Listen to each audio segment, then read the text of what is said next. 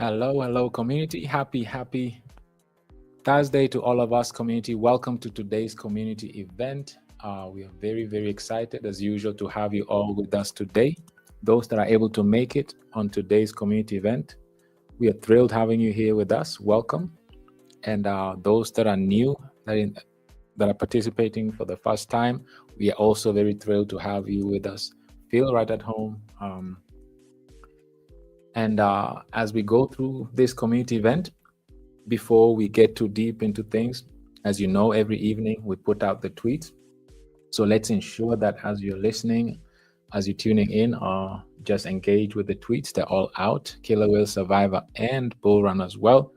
As you know, this helps us to reach as many people as possible to ensure that they're informed about our industry, the crypto industry, and also bring awareness to our ecosystem, of course, as well. The good thing is that we always discuss broad topics such as inflation, how does affect liquidity, the monetary system, the challenges within the industry and the solutions that we have for them, so on and so forth.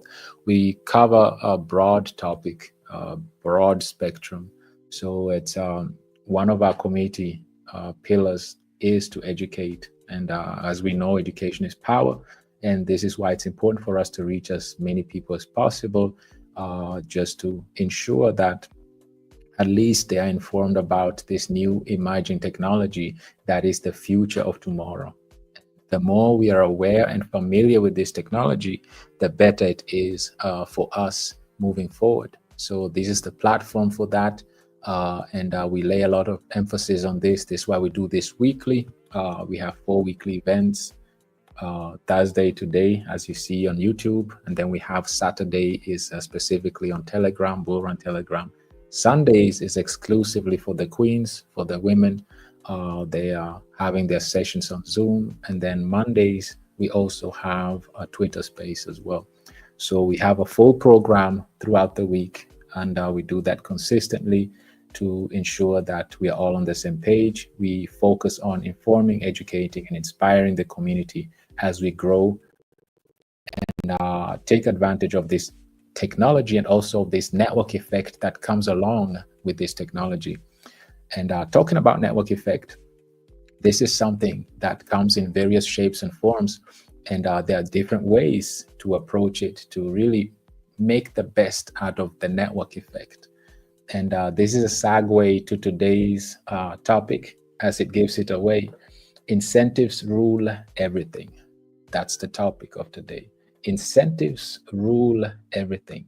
That's the segue that we discuss in regards to the network effect. How can you use the network effect to incentivize the community, the crypto industry? How can we most effectively use that? This is what we are going to discuss today. And we're also going to understand how impactful incentives really are, especially if they're sustainable and efficient, right? And also, what are incentives? Like we say, they come in different forms, different shapes, and we're going to discuss all of this in today's session. So with that said, community, thank you for all your comments. I see all the comments that are out here, and I'll be sure to go through them at the end as we are closing. As we're closing today's session, we'll go through them, we'll go over them. I'll read every single one of them at the end. And to get right into today's topic, let's start with that, and then we'll come full session. By the end, we'll come and read through your comments, your feedbacks, your questions that we will go into more details about that. But as of right now, let's get right into today's topic. As usual, we have quite a bit to cover. And again, we are very excited to have you here with us today. These sessions mean a lot to us as we lay emphasis on education, like we said. And our aim is that you take these sessions as a reference point. Don't take our words for it. None of these say it is financial advice or anything. It's just to inform, educate, and inspire, and use this as a reference point to do your own research, because we always encourage the community to use God-given common sense and we're here to empower the community to just make rational decisions. Why is that so? Because we are already in a very emotional industry that is driven by sentiments. Right? With that said, community, bear with me as I'm sharing the screen so we can get today's session going.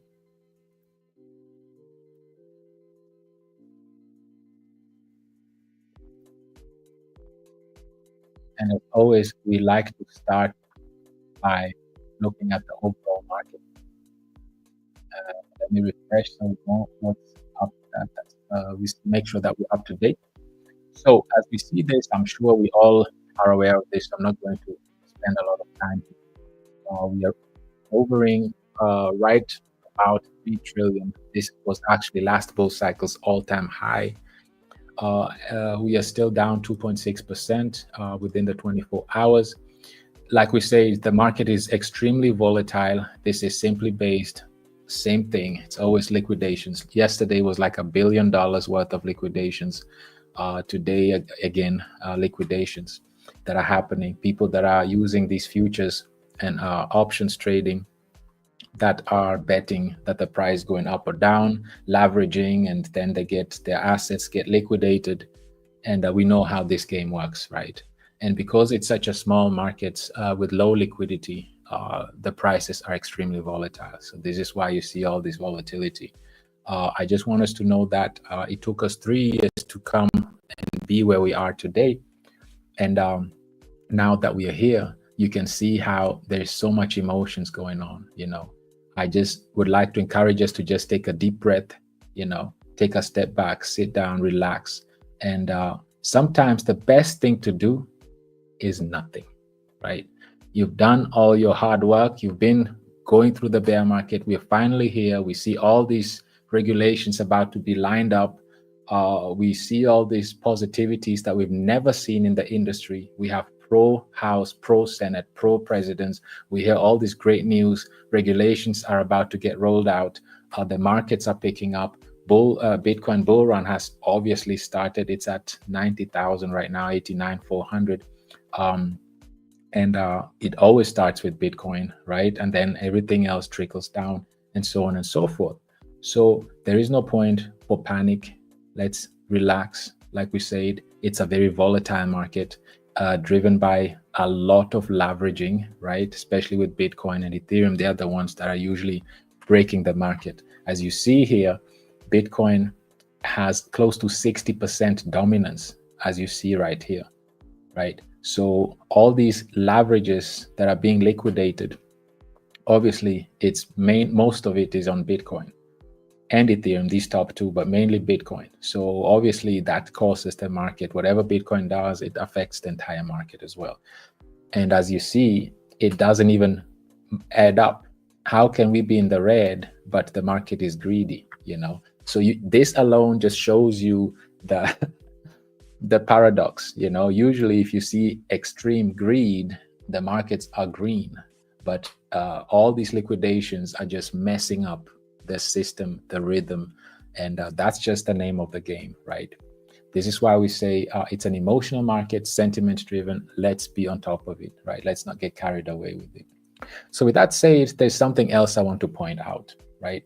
At the beginning of this year, as we are approaching the end of this year, I remember in our very first community event, it was on a Monday, we had the space on Twitter, and we discussed how this year is literally going to be the year of community tokens, and how community tokens are really going to take over and just dominate, right? And we always talk about the gap that we see between community tokens and their platforms. Communities are extremely strong. However, what's been lacking is the platforms behind the communities. They have not been efficient, they have not been sustainable, and they've not been addressing certain challenges to keep it efficient and sustainable. So that's the gap that we are still experiencing. So even though we see how community tokens are extremely favorable and doing extremely well, the growth has not been really sustainable. And this is where the topic comes in as well. What are the incentives, right? And incentives rule everything. And this goes beyond community tokens. It also affects Bitcoin and so on and so forth. As we progress today, we will touch more into that. So for now, let's point something out right now. Now that we are here on CoinMarketCap, I want to point out something. I'd like us to look at the top 15 cryptocurrencies right now. And if you do so, you'll identify something very unique. You'll see that there are 3 community tokens, the largest one being Dogecoin, of course, on number 6. And then you see Shiba, number 11. And now the latest one is Pepe just flipped Sui. Sui is the most staked cryptocurrency right now in the entire industry. And it's literally the fastest. Apparently, it's even faster than Solana, and so on and so forth. Heavily backed, it's an entire blockchain. But you see that Pepe, which is a community token with, so to say, no utility, no use case. It's all about good vibes, right, and hype.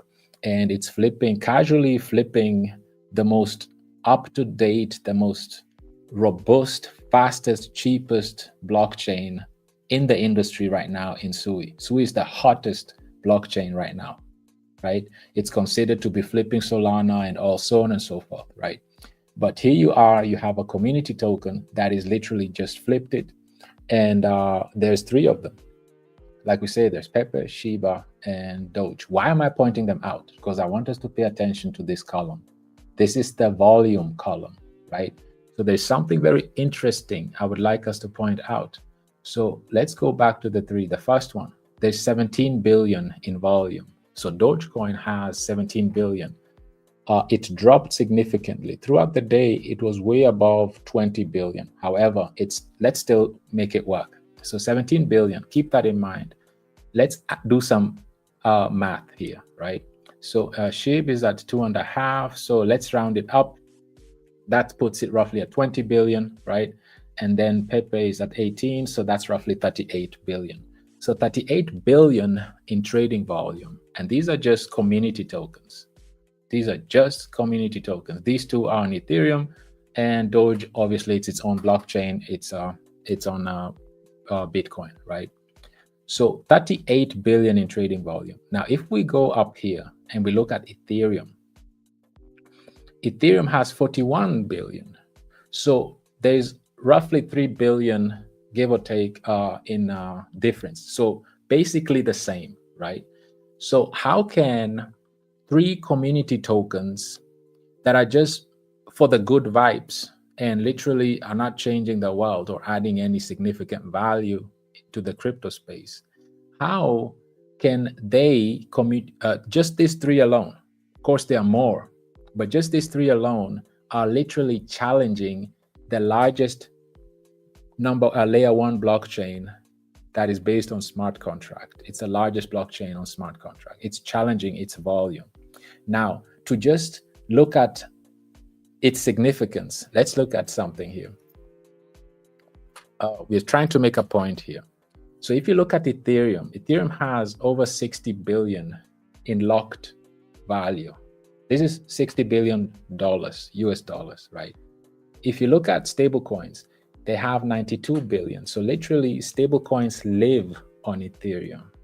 Now, if we scroll further down, you see the most used applications on the left here, starting with Lido, Aave, Eigenlayer. It's an entire chain. ETHFI, Maker, Uniswap. You see them, all of them lined up.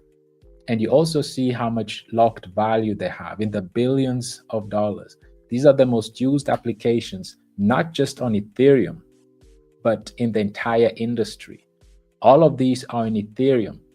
All these stablecoin transactions, 92 billion on Ethereum, 60 billion locked on Ethereum.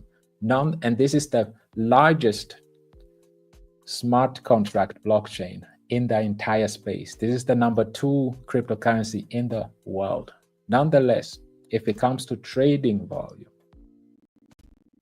these 3 alone, the top 3, they go head to head with toe to toe with Ethereum, right? So why am I saying this? Because usually volume also shows how in demand that this cryptocurrency is. And keep in mind, the topic here is the significance of community tokens, right? And how community tokens are literally are the cause behind all the liquidity and volume of all these blockchains. Without communities, without you and I, there is no blockchain. There are no use for cryptocurrencies, because it's the community that literally are the engine behind it. So the communities have always been pushing and doing extremely well. How large are they? Maybe if we can look at here, explorers. Maybe we can look at here. Like Doge has like what, 6 million, 6.7 million. That's how large the community is. It's impressive, right? So large communities, like we said. If we go to, just to make a point here, if we go here, we see 1.4 million, right? 1.4 million addresses. So these are literally countries. There are cities that don't have 1.4 million residents living in those cities. So these are large cities, right? Even states, there are states that don't have 1.4 million citizens or residents, right? And then finally, just to bring the point home, you realize that these community tokens with zero use case, zero utility, but with the largest communities, you quickly realize that these are as large as cities or states, right? So you see 300,000. So why am I pointing this out? It's like we said, the importance of a community, and that communities make things happen. However, the gap, like we said at the beginning of the session, has always been the platform itself.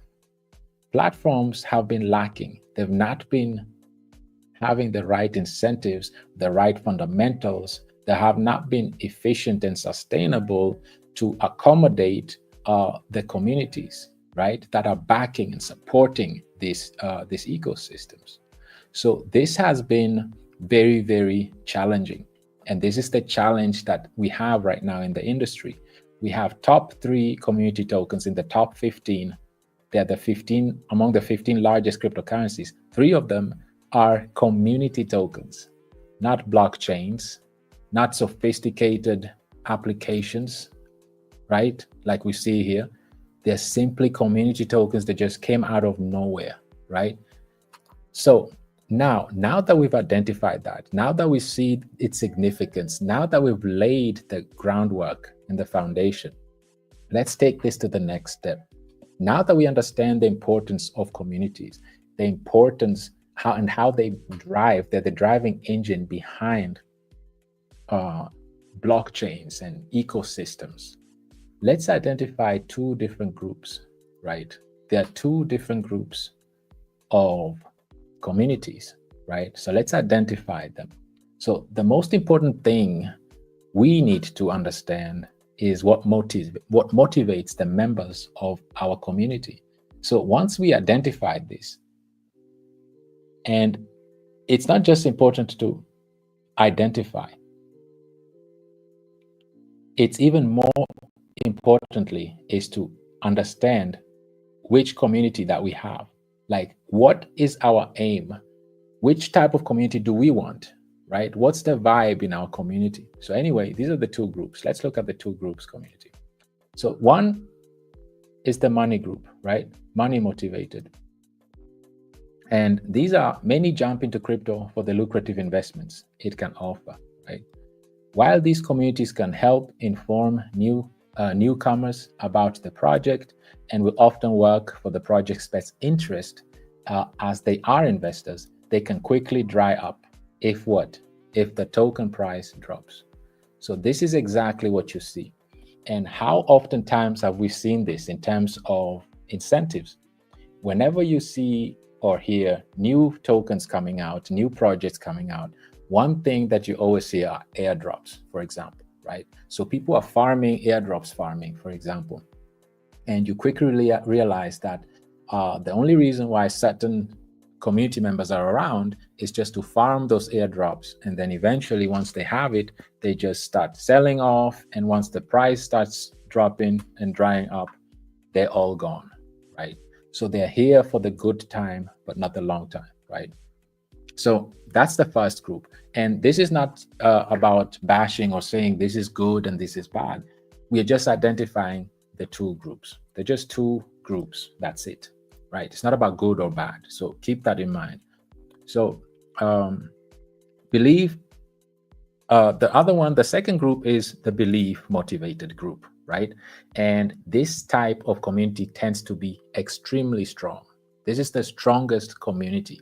They are here because they are motivated by the belief, right? They believe in the mission, the vision, the goals, and this will collectively help all of us drive forward, right? And this is also where the best contributors and collaborators can be found. They're belief motivated. And this is the strongest type of community.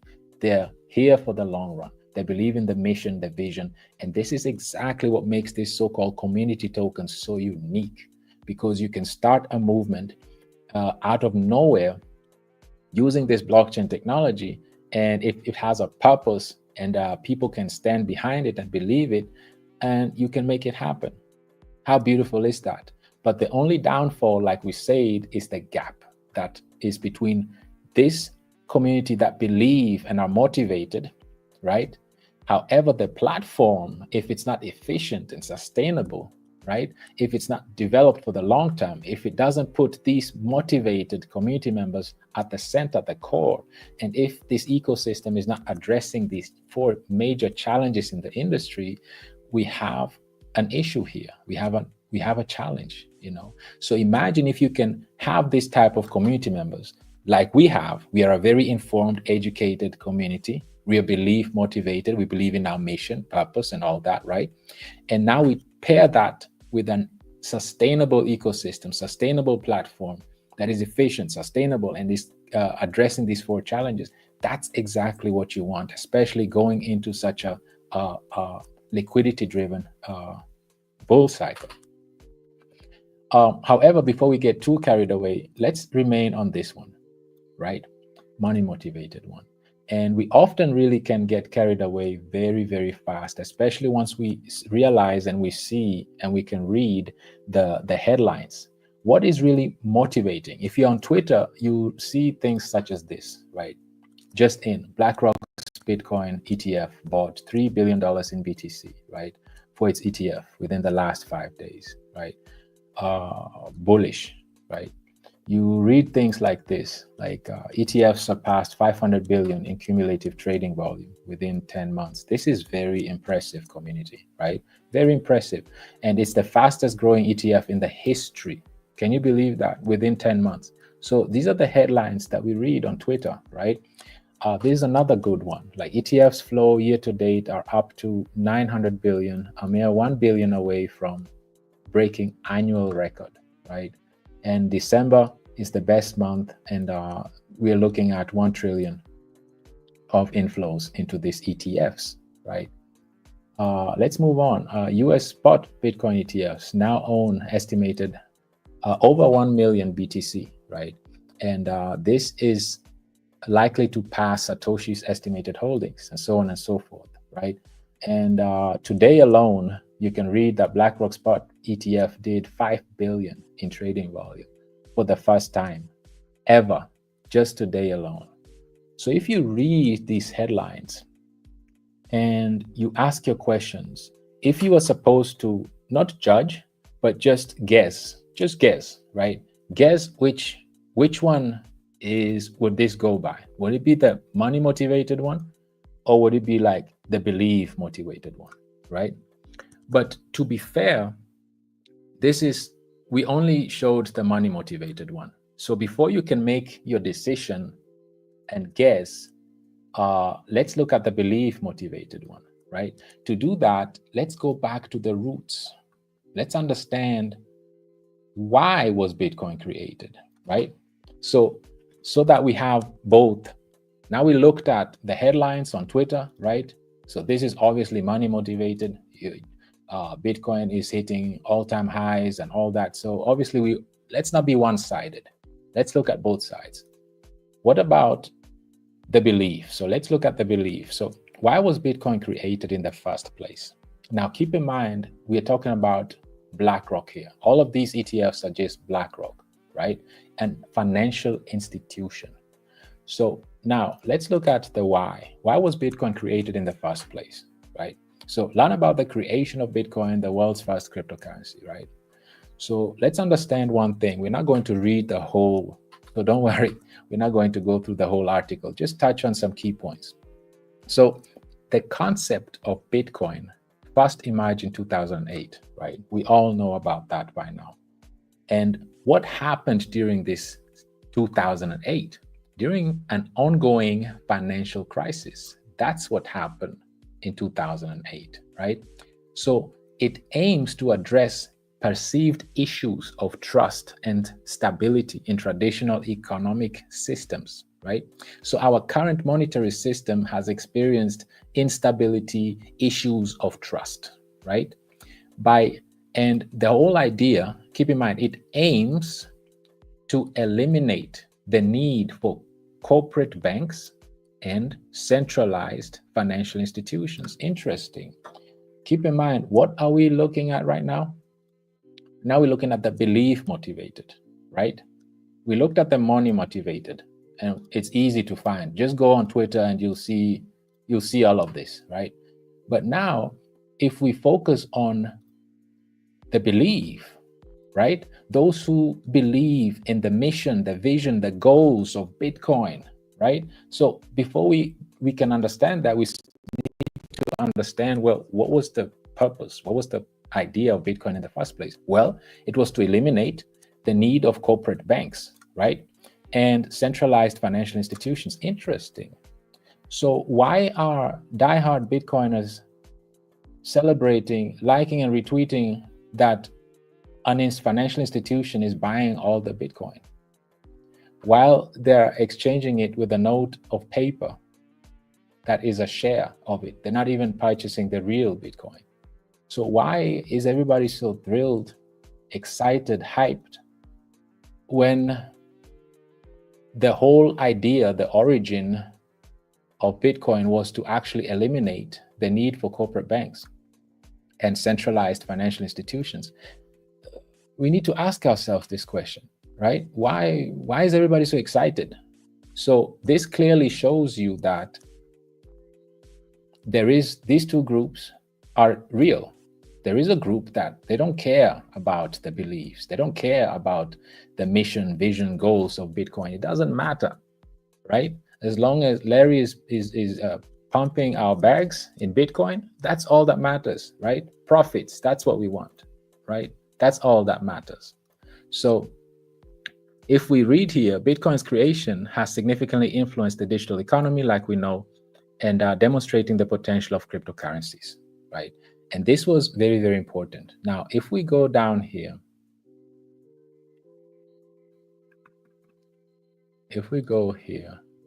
and we realize something, right? So keep in mind, the mission, the belief in the mission and the vision and goals. Now that we identified that, the mission and vision was to be able to address the trust issues and stability, and to get away from the traditional systems right now. It was to liberate individuals. So Bitcoin was to liberate because it first emerged right after the financial crisis. So it was based to liberate individuals, right? And it was to innovate mining, and it was helping to incentivize the network's growth, right? So all of these things, it was supposed to give incentives to the community and all this and all that, right? However, we quickly realized that even the minings are really centralized, and we'll see that in percentage wise, right? Let's take it step by step. So this was just to identify these two groups and to really see that, okay, these two groups are real. There is one that is just either airdrops motivated, or they just don't care at all, provided financial institutions are taken over, right, and are part of it. They're not here for the belief. They're here for the money, right? And such communities usually quickly run whenever the price stops dropping. So they're price motivated, right? If it goes up, people join. If it goes down, people run away. But these are the type of community that tends to be extremely strong, right? But imagine, like we said, pair this group with an efficient, sustainable platform that is literally addressing 4 challenges in the industry. Now you have yourself the most amazing marriage in the world, right? So let's continue here. Remember what we said here, that the whole purpose was to eliminate the need for corporate banks and centralized financial institutions. Now, if we see here, BlackRock is a financial institution, right? Is a financial institution, and JPMorgan is our bank, right? Corporate bank. So why are we having these two? Wasn't we supposed to eliminate the need for corporate banks and centralized financial institutions? So why are we so hyped to have BlackRock owning all our Bitcoin? All the Bitcoin is being taken and drained and kept away from the blockchain itself.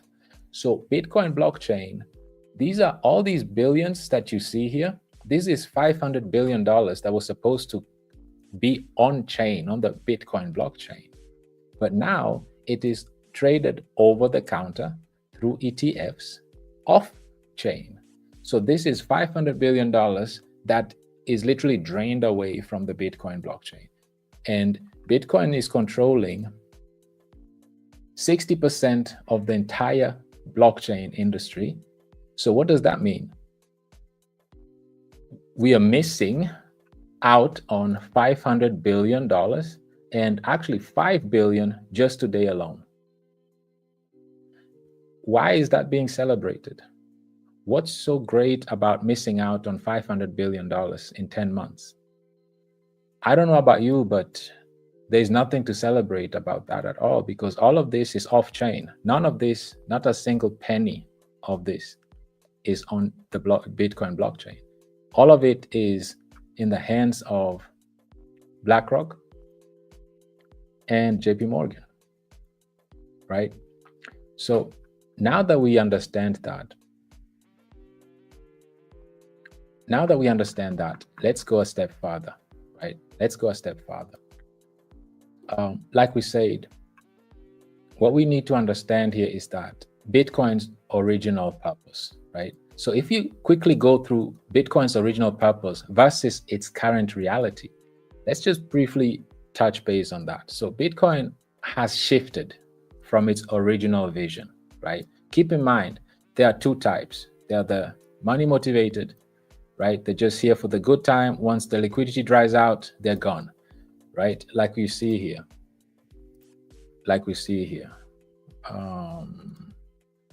here for the good time. Once liquidity dries out, they're gone, right? And it will dry out, obviously, because there's always a bull cycle and a bear market. And so that's the reality, right?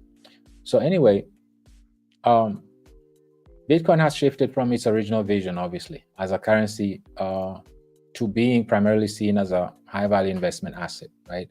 And institutional interest of ETFs approval have driven positive sentiments. But Bitcoin's adoption as everyday currency remains limited, right? So now Bitcoin is no more that liberating commodity that is open for everyone, that is literally was literally meant to eliminate,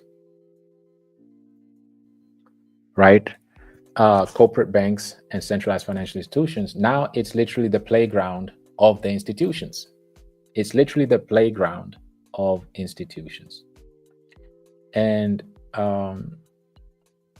as we go here, you quickly realize that a wave of optimism is still driving the masses, because it's for especially the big financial institutions and ETF endorsements. They field 99% of Bitcoin holders to be profitable, right? They're in profits. So this just summarizes what we were trying to say for the last almost an hour now, like a half an hour now, right? Is that at the end of the day, majority really don't care about the vision, the mission of Satoshi Nakamoto, as long as Larry Fink, Uncle Larry, is pumping out bags, right? Bitcoin bags. So that's the most important thing. Okay, now that we've discussed that, let's look at something else, right? There's another headline. BlackRock's Bitcoin ETF, they're surpassed, right? Its gold ETF, which is almost 20 years old already. So like we said, the Bitcoin, BlackRock, specifically BlackRock's Bitcoin ETF are 10 months old, and they already surpassed the gold ETF, which is actually 20 years old. So this is obviously hands down the most successful ETF in the history. And there's 100 years of ETF history, right? And why is this so important to see? Because this goes along greatly with the headlines that we read, right? So it's been really successful. It's been doing great in just siphoning billions of dollars away from the crypto industry, actually, right? And it's being celebrated because many forget that actually the whole idea, right? Like it says here, why was Bitcoin created? And it seems like most of us have forgotten the reason why, right?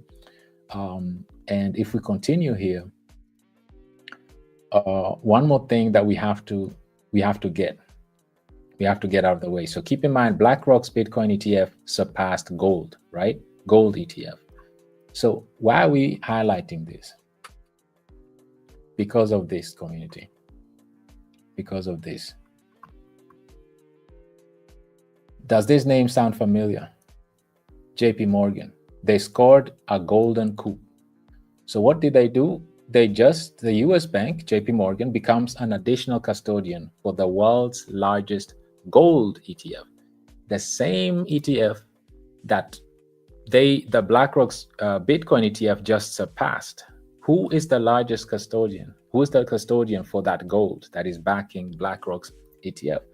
It's JPMorgan, right? So they're holding the gold for the world's largest gold ETF, right? And why is this so interesting? Because of this. Because of this. So what we need to understand here is that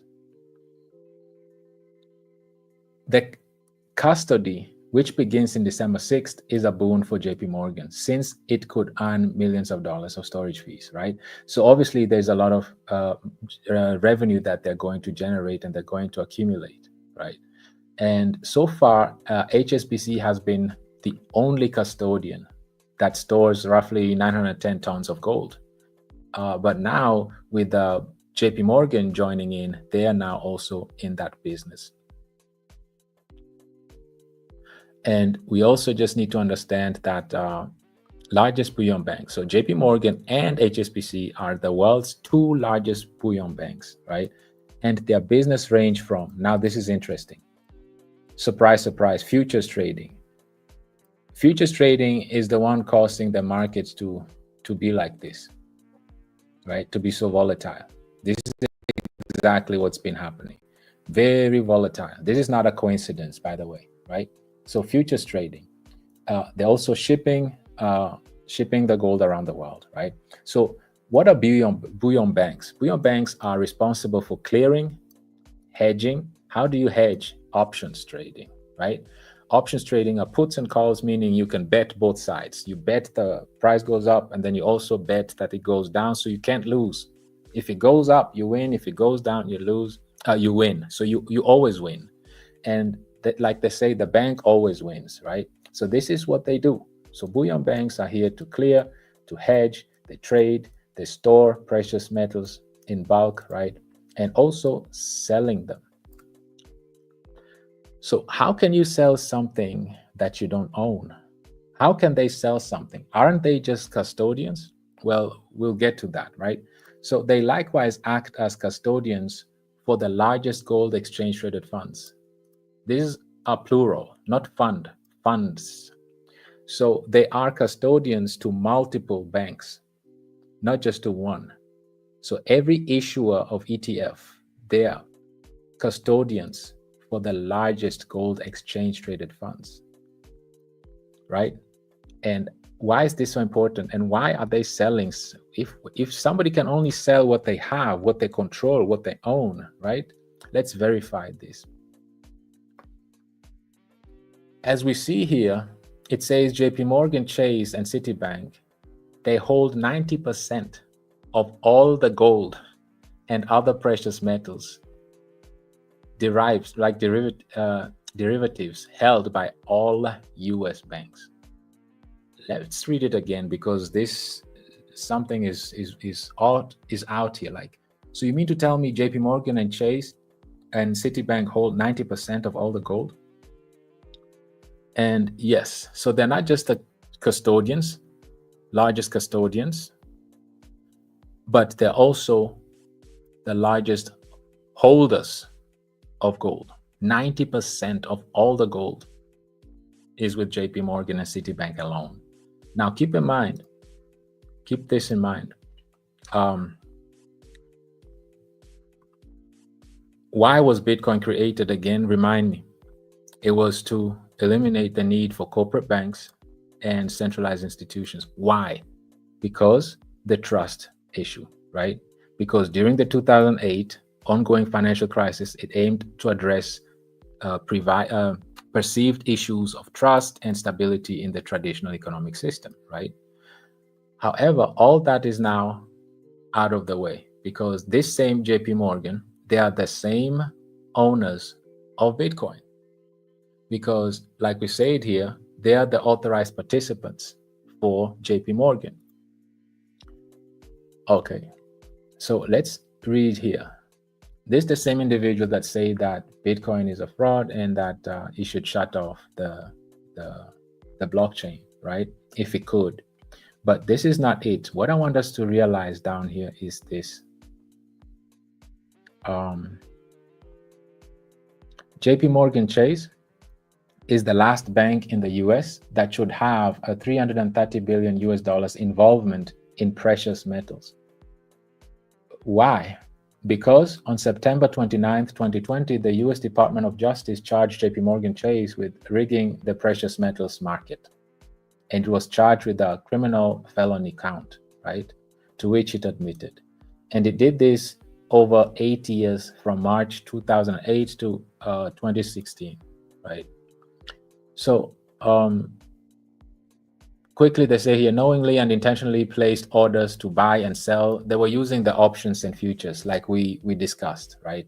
They were using futures, metals futures contracts to quantities to manipulate, to rig the market. They were putting false and fraudulent pretenses and representations concerning the existence of genuine supply and demand, so on and so forth, right? We don't have to get into more details, but this is the bank that holds 90% of all the gold, and it's also custody of literally all the largest gold exchange traded funds. And they're the same individuals that BlackRock appointed AP, meaning they're the ones holding all this Bitcoin that we are celebrating on Twitter every day, that each time you see billions of dollars, this is not going to BlackRock. Guess who's buying it? JPMorgan is buying it. They're going through the same playbook with gold that they did with gold. Guess who owns all these Bitcoin? It's JPMorgan. And they're playing the same game they already played with gold. And it's being celebrated by one of these two groups in the crypto industry, right? We have two groups. One group is in, like we say it here, one is in for the money. They don't care about the goals, the mission, the vision, and the goals of Satoshi Nakamoto and Bitcoin and the technology, which stands for the network effect, immutability, censorship resistance, capped supply. Of course, this remains the same, and decentralization, right? That's what it stands for. And we are seeing here clearly that we are seeing a repeat here, because keep in mind, Bitcoin is digital gold, and majority of Bitcoin is held by JPMorgan because they are the authorized participants. They are the ones legally allowed to purchase all these Bitcoins.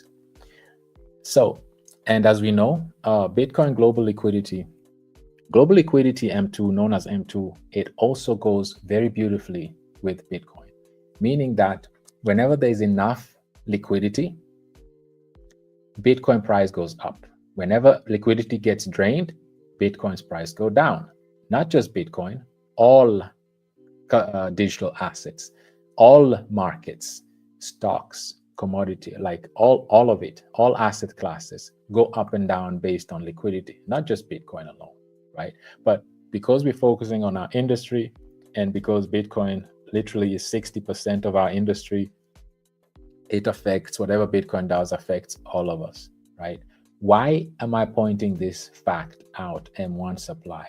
Because this just shows us that whoever controls the liquidity controls the underlying asset, right? And right now, who controls liquidity? Who controls the Bitcoin liquidity? It's the ETFs. They alone are controlling almost 110 billion worth of liquidity. 110 billion, which represents close to 6% of the entire Bitcoin supply, right? This is off-chain. These are dollars that was actually supposed to be on our blockchains, right?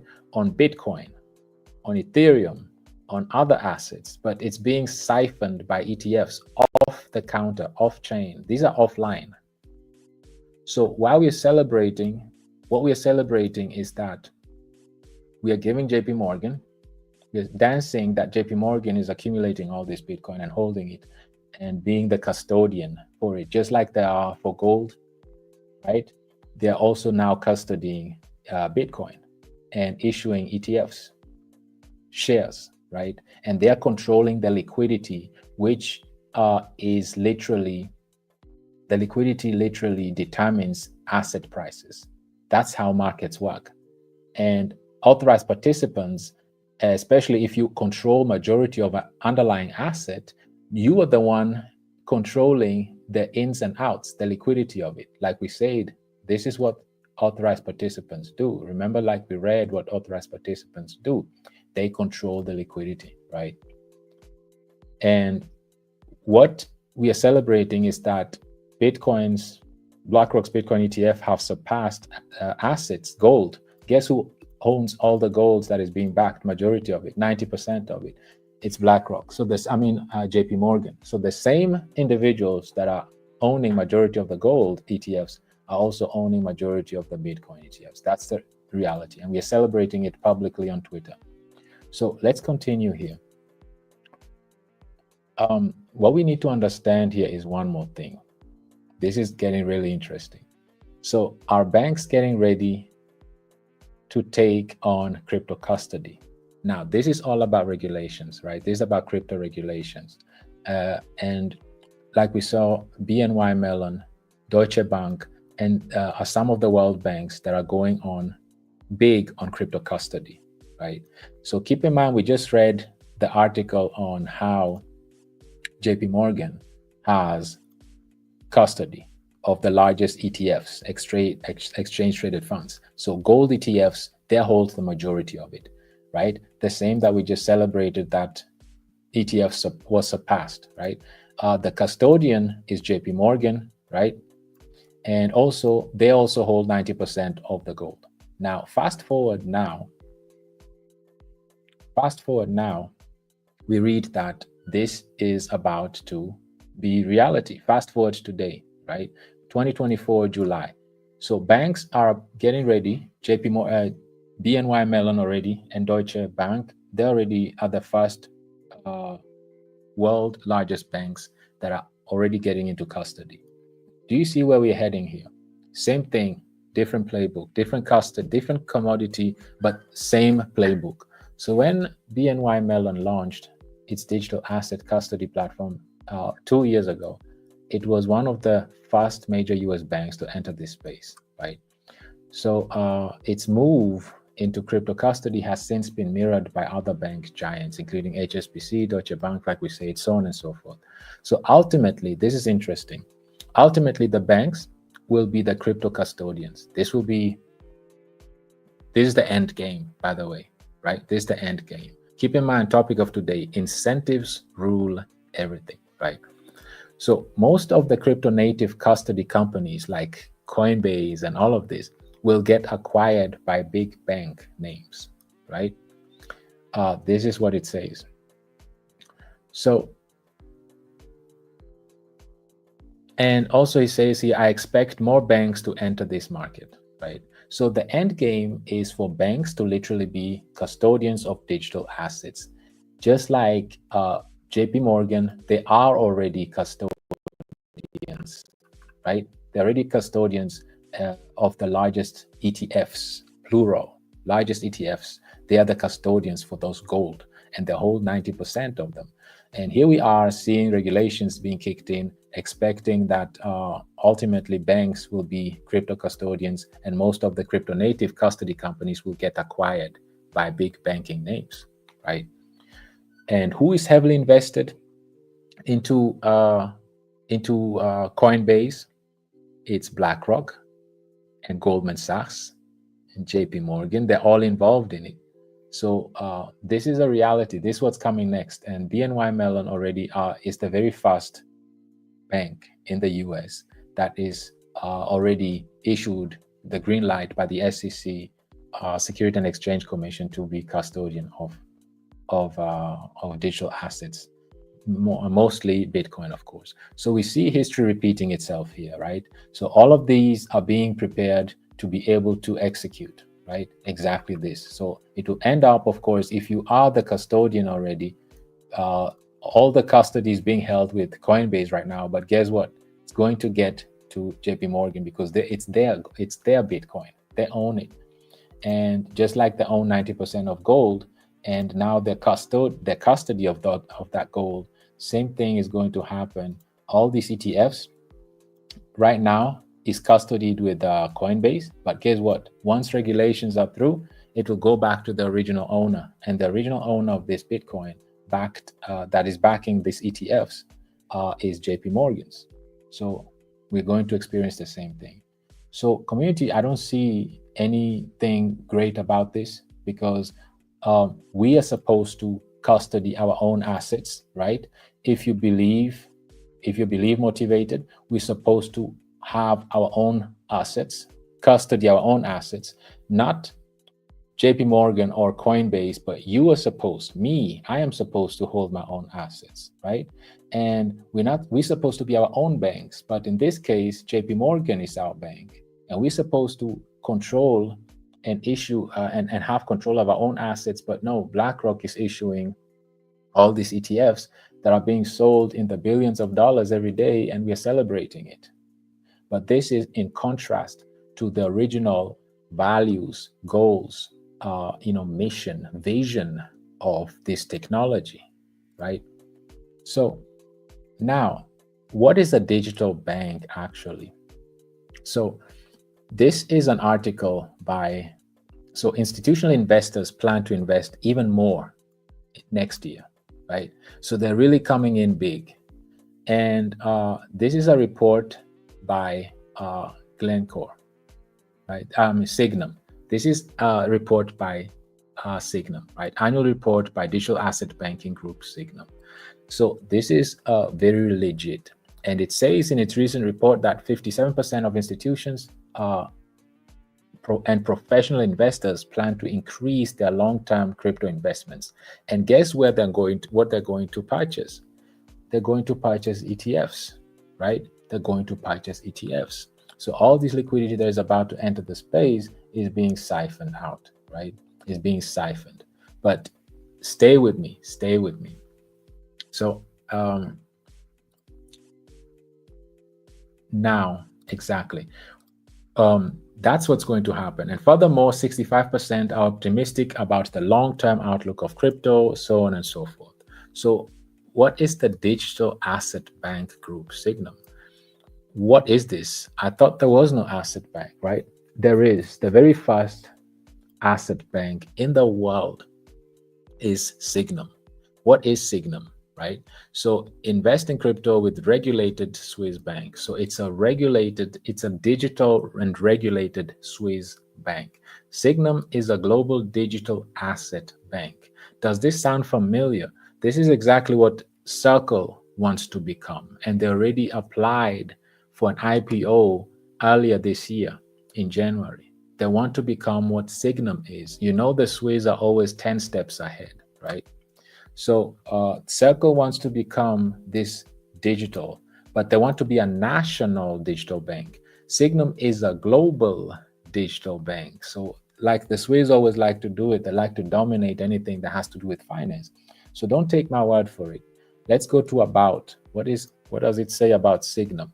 Signum is the world's first digital asset bank and a digital asset specialist in global research. So this is a global digital bank. So they are on a large scale. So if they issue a report, you need to trust it because obviously they have all the accurate data. So they're saying that there'll be a larger institutional investor base, and furthermore, 65% are about to, jump into crypto long term, etc., etc. And 63% are in the next 3 to 6 months, right? So this is huge. This is amazing. And now, finally, what I want us to look at here, keep in mind, incentives rule everything. Let's bring all of this full circle. Let's bring this home, community. Let's really bring this home. So what I want us to get out of this article right here are just 4 or 5 sentences, right? So remember, we started this session by identifying community tokens, how impactful the community is. And we identified that these communities are amazing. And obviously, they are this type of community. They are this type right here. They're motivated because they're extremely belief motivated, right? And this is the strongest type. They believe in the mission, the vision, the goal. I mean, they just run with it, right? It has no utility, no use case, no purpose, but maybe they just love dogs and that's what they run with, right? And they just love frogs and they run with it. And there's another one here that is really funny. And this just shows you the impact of communities, right? This is a story that went viral. This squirrel that was captured by the, there was a whole story around this, right? So this is another one, and it's just really how people can just come up with something that just happened in the news. It went viral, right? This couple had a organization. They were rescuing animals, right? And then one of the organizations came, broke in, kicked in their doors, and took their squirrel, right? And then took that squirrel to the next dimension. And so an individual just came up and launched this token, right? And there was an entire community behind this. And now they are a community of almost 63,000 individuals. Just by within 10 days. So this is something that happened in the news, and there is immediately 63,000 people standing behind this. They're literally just driven by this belief, mission, vision, goals. They stand for something and they run with it. This is what sets community tokens really apart, right? And they're still at least a part of this vision that Satoshi Nakamoto was about. Decentralization. You are supposed to, you hold your own bag, you're in your own community, and you your own bank, etc., etc. So keep this in mind. This was what we were discussing, that communities are the engine driving all these ecosystems, blockchains, etc., etc. So now let's bring this home. That's not enough, because you can't just eventually it will die out, right? It will fade, and People are incentive driven. Incentives play a major role. Let's not underestimate it. So reactivating user communities is also an essential component, right? It's very essential to reactivate your community.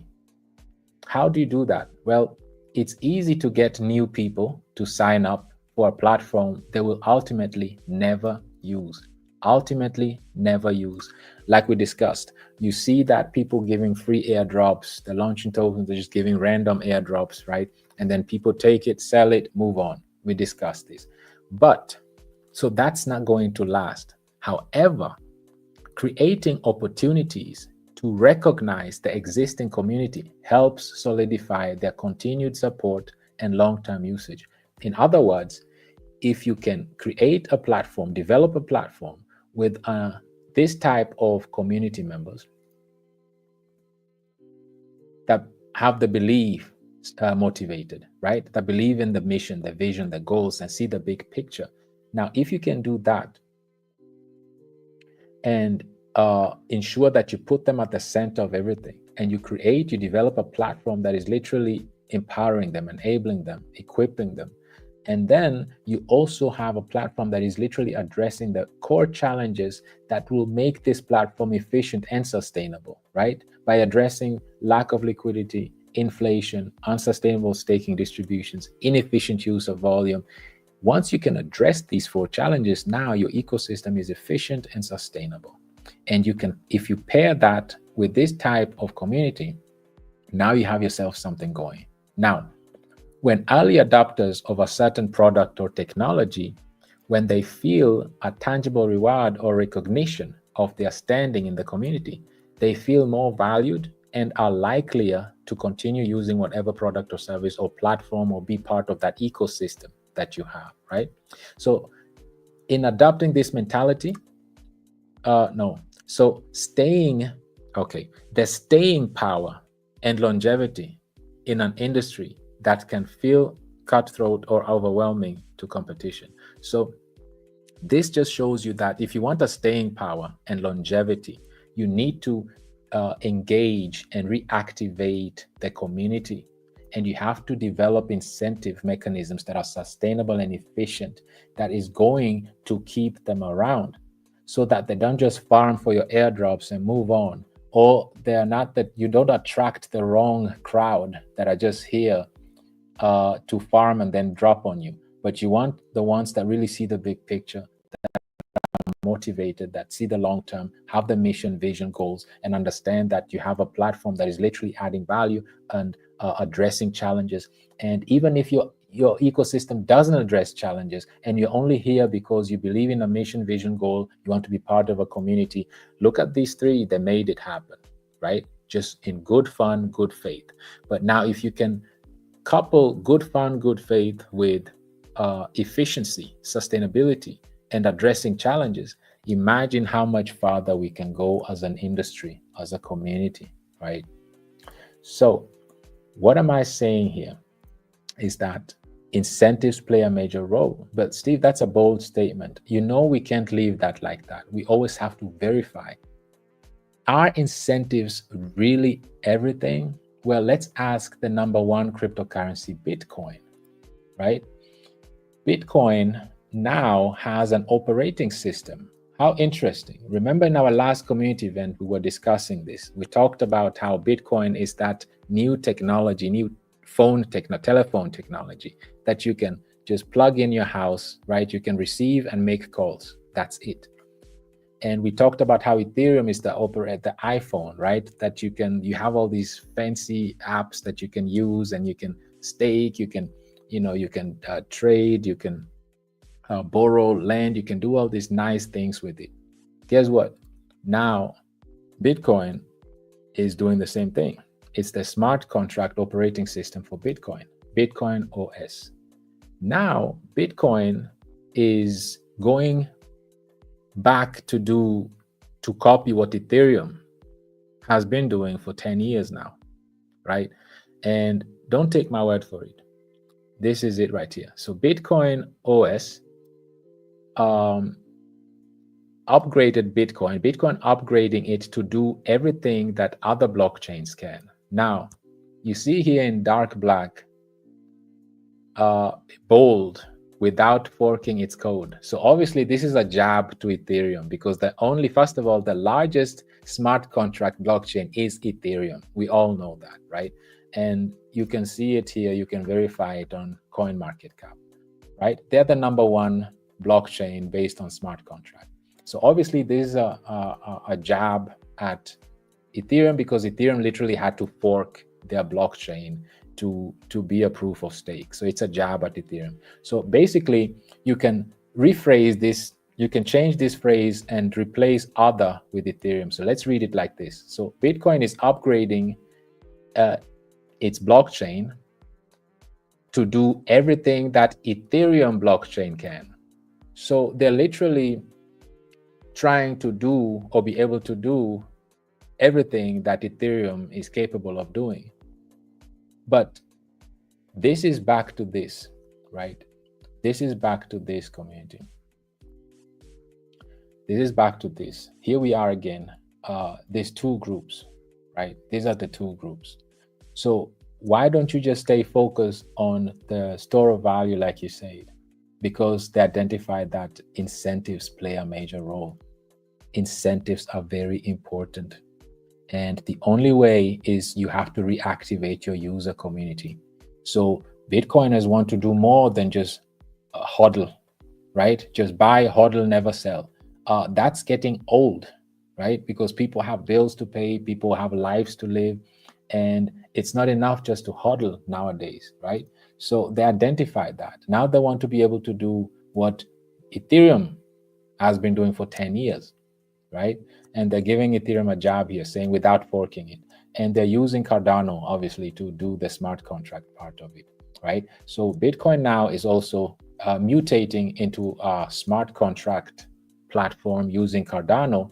And it's using this Bitcoin OS system, which is actually managed and engineered and backed and powered by Cardano to become a smart contract, so that you can earn yields on your Bitcoin. You can stake it, you can earn yields, you can lend, borrow, you can do what Ethereum has been doing for 10 years, right? And other smart proof of stake smart contract blockchains, right?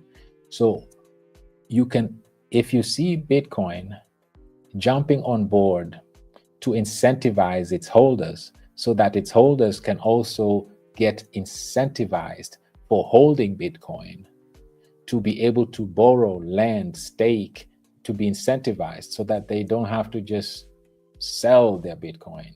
This just shows you how they're now mimicking the same Ethereum that they've been calling an S-coin, right? So why are they doing this? Simply because they understand the simple principle that if you don't reactivate your user community, and this is essential, you know, and you have to create opportunities to recognize your existing community. You have to do that. And you have to, this will help solidify their continued support in the long-term usage. If not, they'll go somewhere else. And this is what Michael Saylor got a lot of heat because he was saying how, well, in order to get the full potential out of Bitcoin, we have to go to BlackRock, right? And JPMorgan.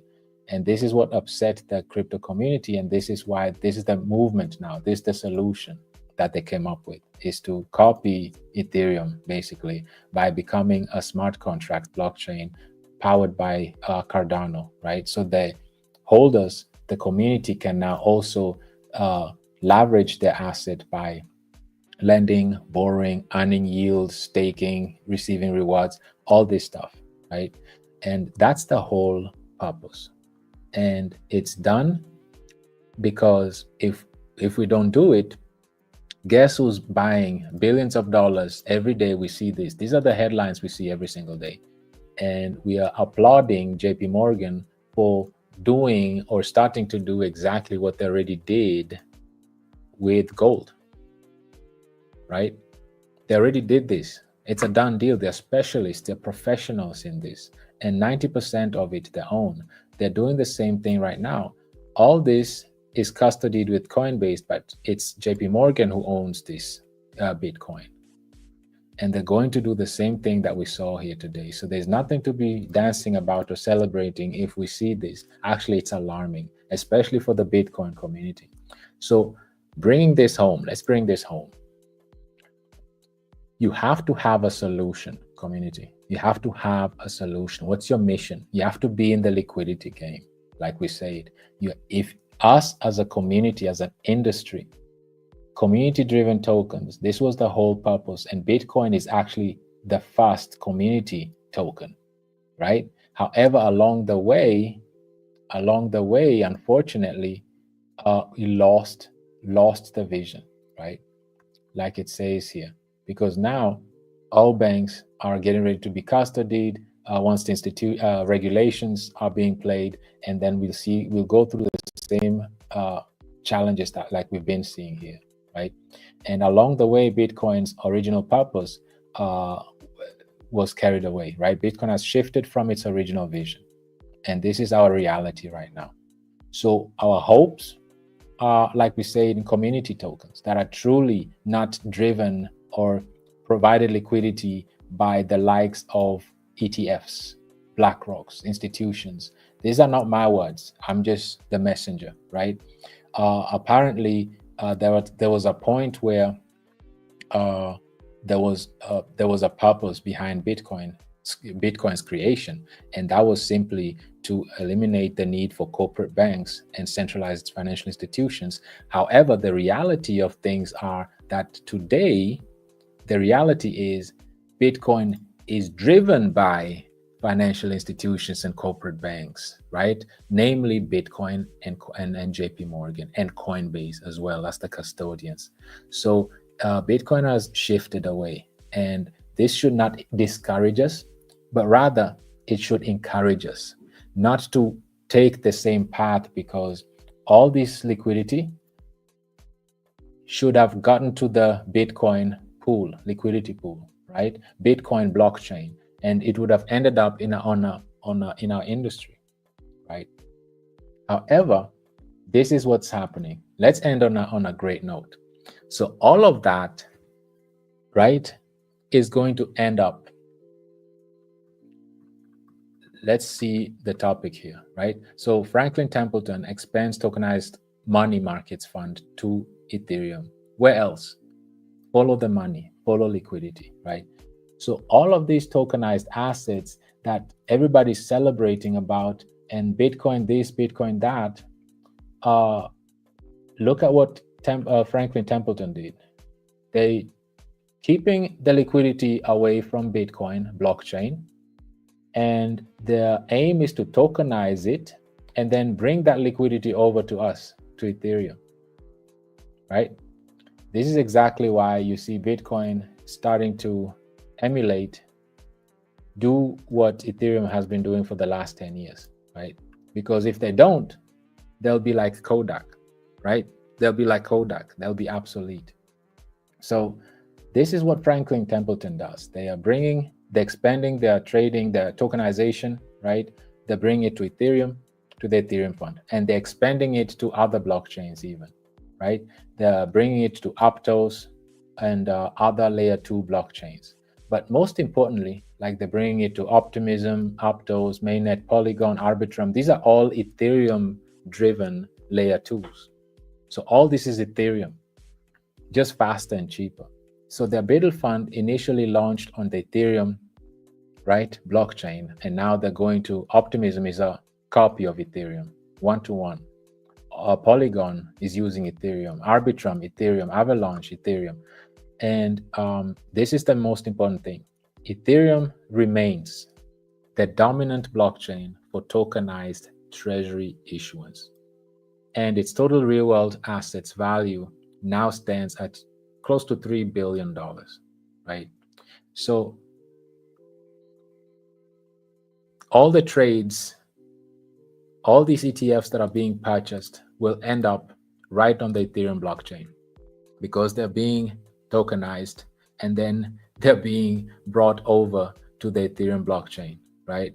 Ethereum is the beneficiary. All these news we are seeing has nothing to do with Bitcoin. It's actually will end up on the Ethereum blockchain, right? And who is on the Ethereum blockchain? Survivor, Killer Whale, Bullrun. We're on there already. So the liquidity is about to gush into the blockchain, into the Ethereum blockchain, right? And we see here Ethereum remains the dominant blockchain for tokenized treasury issuance, right? And furthermore, these are not my words. This is Uncle Larry's words, right? BlackRock chief Larry Finks, he says that these ETFs, they're nothing but a stepping stone to tokenization. Tokenization is the end game, like we've been discussing, right? So all of this hype, all of this news, all of this liquidity that we see here that the Bitcoiners are celebrating, unfortunately, is coming directly, or fortunately, depends on how you see it. It's coming directly to Ethereum, and the ETFs are just a stepping stone to tokenization. Meaning, he's basically saying ETFs are literally taking all the liquidity and then bringing them to tokenization, right? This is the end game. And where is everything being tokenized? Ethereum, right? Ethereum remains the dominant blockchain for what? Tokenized treasury issuance. What does Larry Fink say? ETFs are just a stepping stone to what? To tokenization. So meaning all these billions of dollars of ETFs, Bitcoin ETFs and gold ETFs will be tokenized. All asset classes are being tokenized. And he already has a fund, Biddle Fund, right? That we know is already on the Ethereum blockchain as well, right? It's initially was launched on the Ethereum blockchain. Now it's on other layer 2, Ethereum layer 2 blockchains. And Ethereum remains the dominant blockchain for tokenized treasuries. And all these ETFs will end up on Ethereum because they are just stepping stones to be tokenized, right?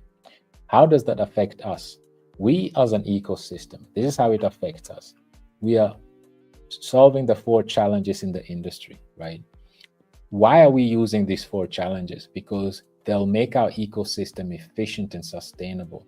Long-term thinking. Why are we stressing on efficiency and sustainability? Because we just learned today that, right here, we just learned that in this ecosystem, it's important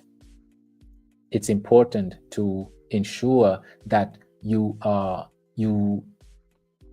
right here, it's important to reactivate users' communities. It's essential. And if you want your community to solidify and you want continued support in the long term, you have to have an ecosystem that is efficient and sustainable. So to accomplish that and to also enable our community, a platform that is sustainable and efficient and we need to address these 4 key challenges. What are they? Lack of liquidity. So how are we addressing it? We are retaining liquidity with every trade, right? Not only through the trades, obviously, but also through the 10% that we staked, right? That receive once the USDC distributions start, it will be just here to just restake, right?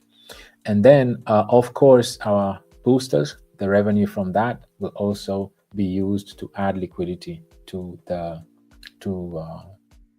revenue will be used to add to the liquidity. And of course, the community can do the same thing like this right here. They can also keep restaking, right? If they so choose to do. And with all of these activities, of course, will add more liquidity to our ecosystem. What else does it address? Inflation, right? So in order to tackle inflation, of course, we have a banning mechanism, like we said, to keep the token supply, to actually remove supply from the total supply. We started at 1 million, right? As we see here, we had 1 million in supply, and now we are down to 966,000. And the way this works is, and this is the 4th challenge that we're addressing, efficiently using the volume, right? So the more adaptation, remember we touched on the network effect. The way the Bullrun ecosystem works is the more adaptation it gets, the more you adapt it, the more it's traded, the scarcer it gets. And you see the supply keeps shrinking. And not only scarcer it gets, but the more liquid it gets. And now we understand that if you have liquidity, what happens? You have, like we see here, look at Tether. It has 200 billion in volume, right? Why is it? Why does it? Is it the only cryptocurrency with such high liquidity? It's because it's liquidity, right? It's extremely liquid. Obviously, it has to be. It's a stable coin, and if you are liquid, it's paired with volume. Liquidity and volume go hand in hand. So this is why we focus on retaining as much liquidity as possible so that we can attract volume. Once you have volume and you're using that volume efficiently, it also addresses the inflationary challenge, and also to like we've been discussing here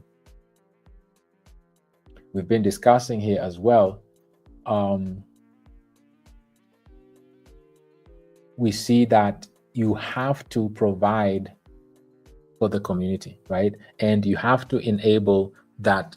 You have to go back to the morals, the ethos, the goals, the vision of the blockchain technology, and that is just to empower the community by allowing them to be using DeFi, meaning they are their own banks, they have control over their own custody of their assets, and they can do as they please. There's no censorship. They don't need no intermediaries, right?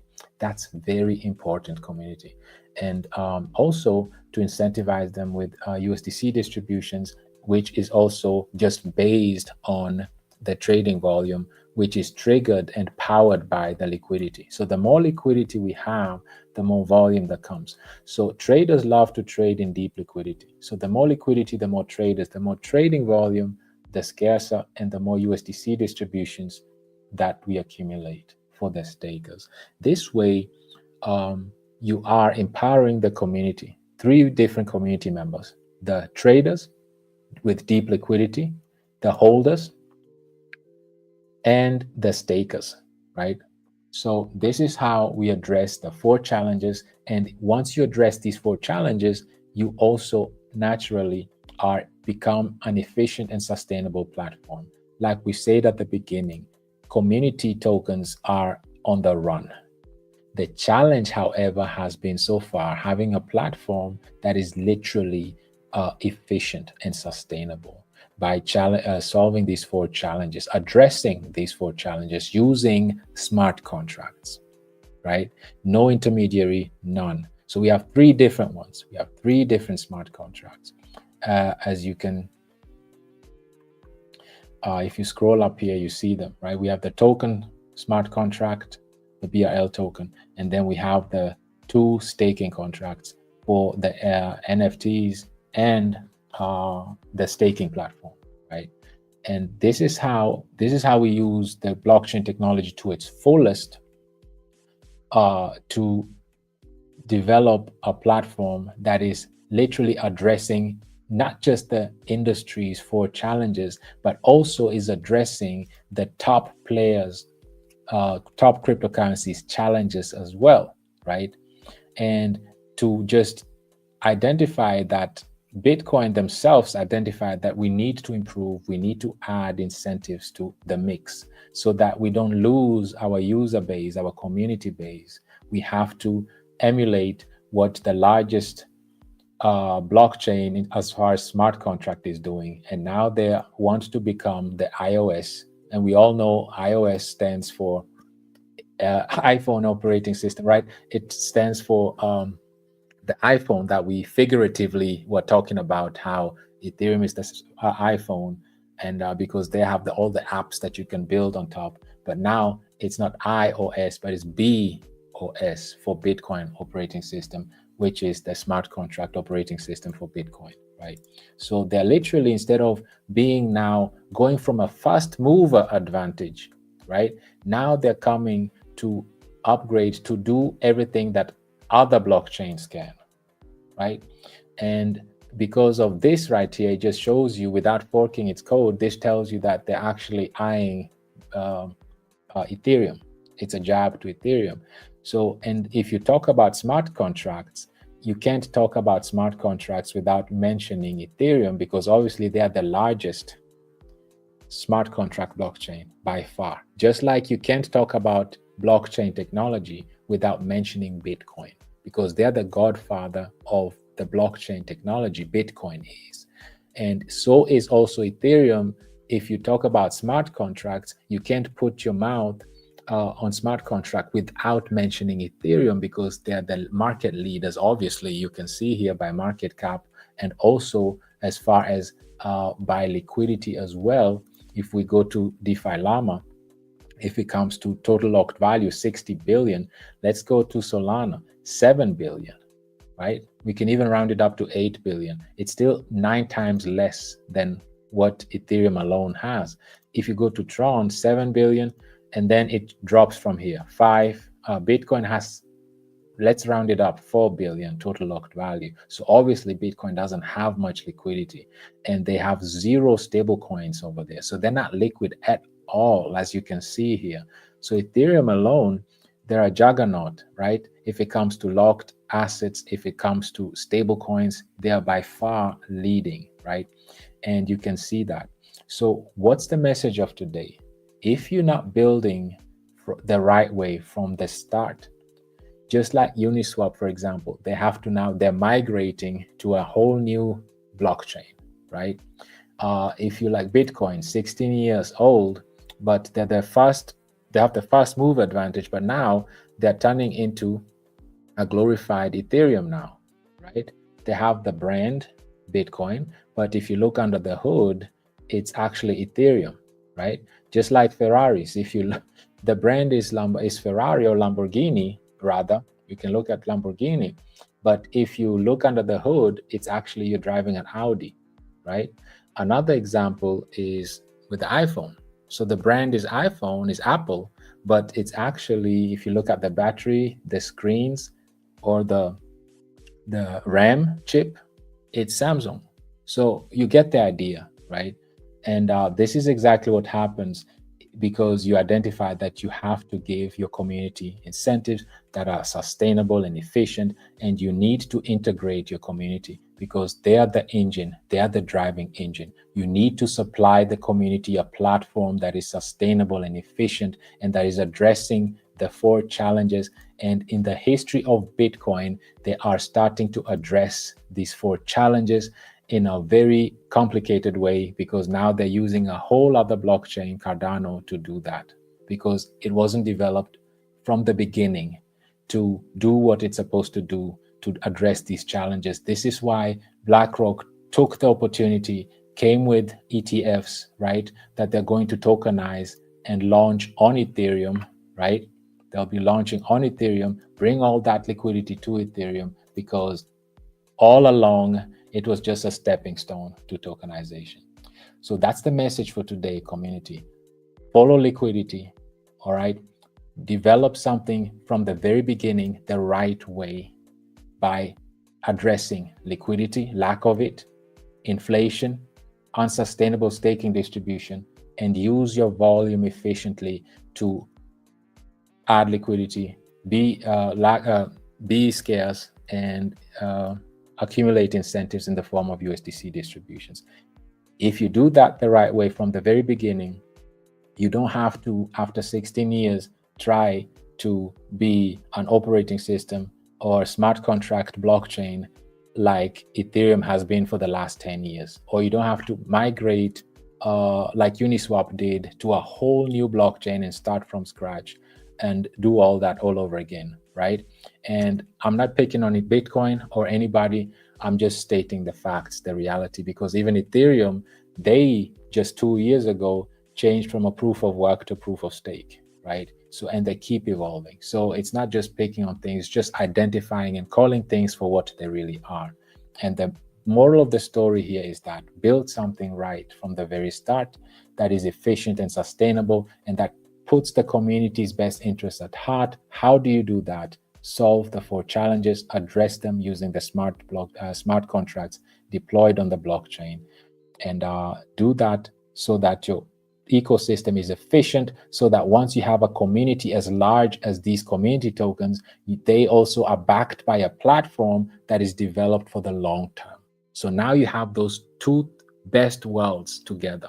You have the community that is right here, that is belief motivated, right? They're informed, they're educated, believe in the mission, the vision, the goals. They see the long term, and they understand what added value we bring by addressing these 4 challenges. And now you couple that with the community, and then you couple that with a platform that is efficient. This is our goal, community. That's the whole takeaway from today. Let's pair us as a community that is informed and educated and inspired, believes in the vision, the purpose, the goals of the blockchain technology in the first place, and understand that we have a platform that is developed for the long term, that is addressing 4 major challenges using smart contracts. And now, why are we doing all of this?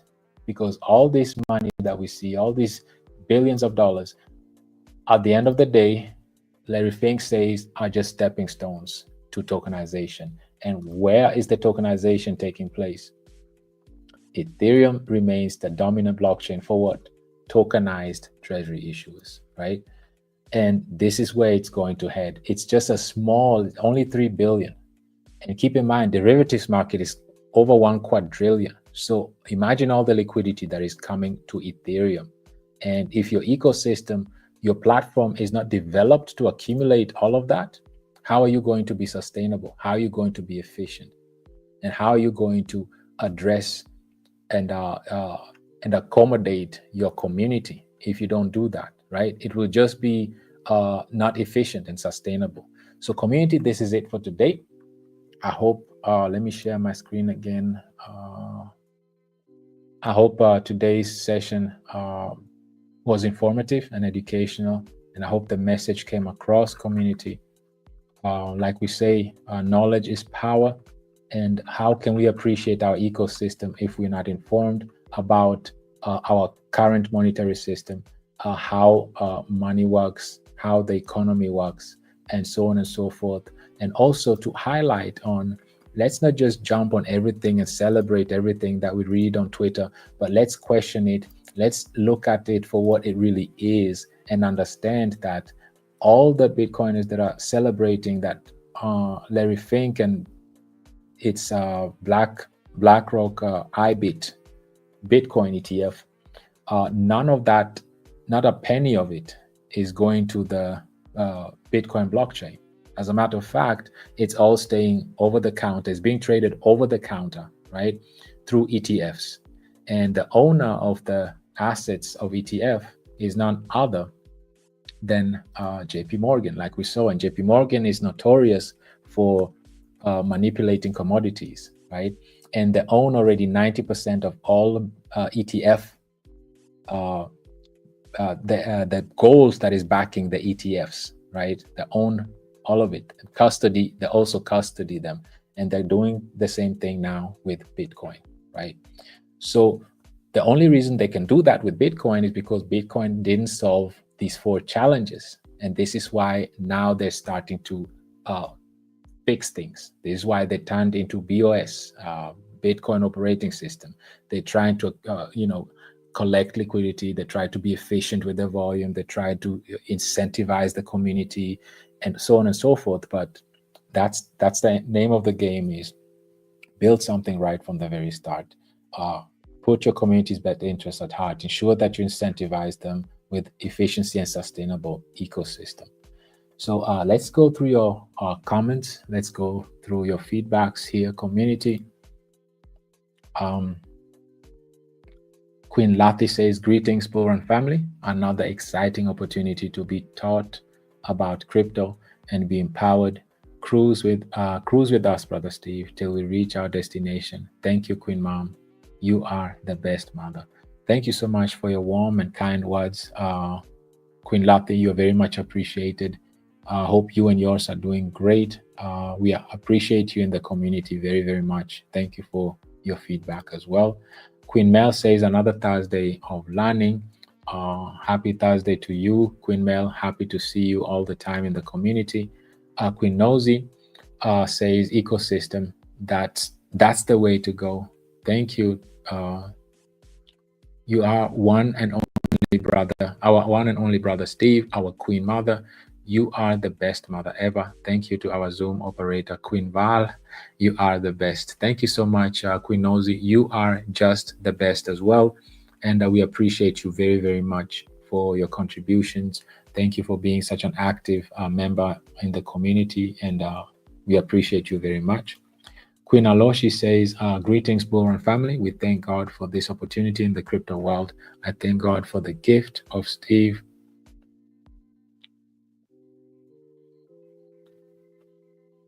And for the gift of Steve and Mama Wino. They are truly heaven sent. May God bring our dreams to reality. We can only all agree as a community to this, Queen Aloshi.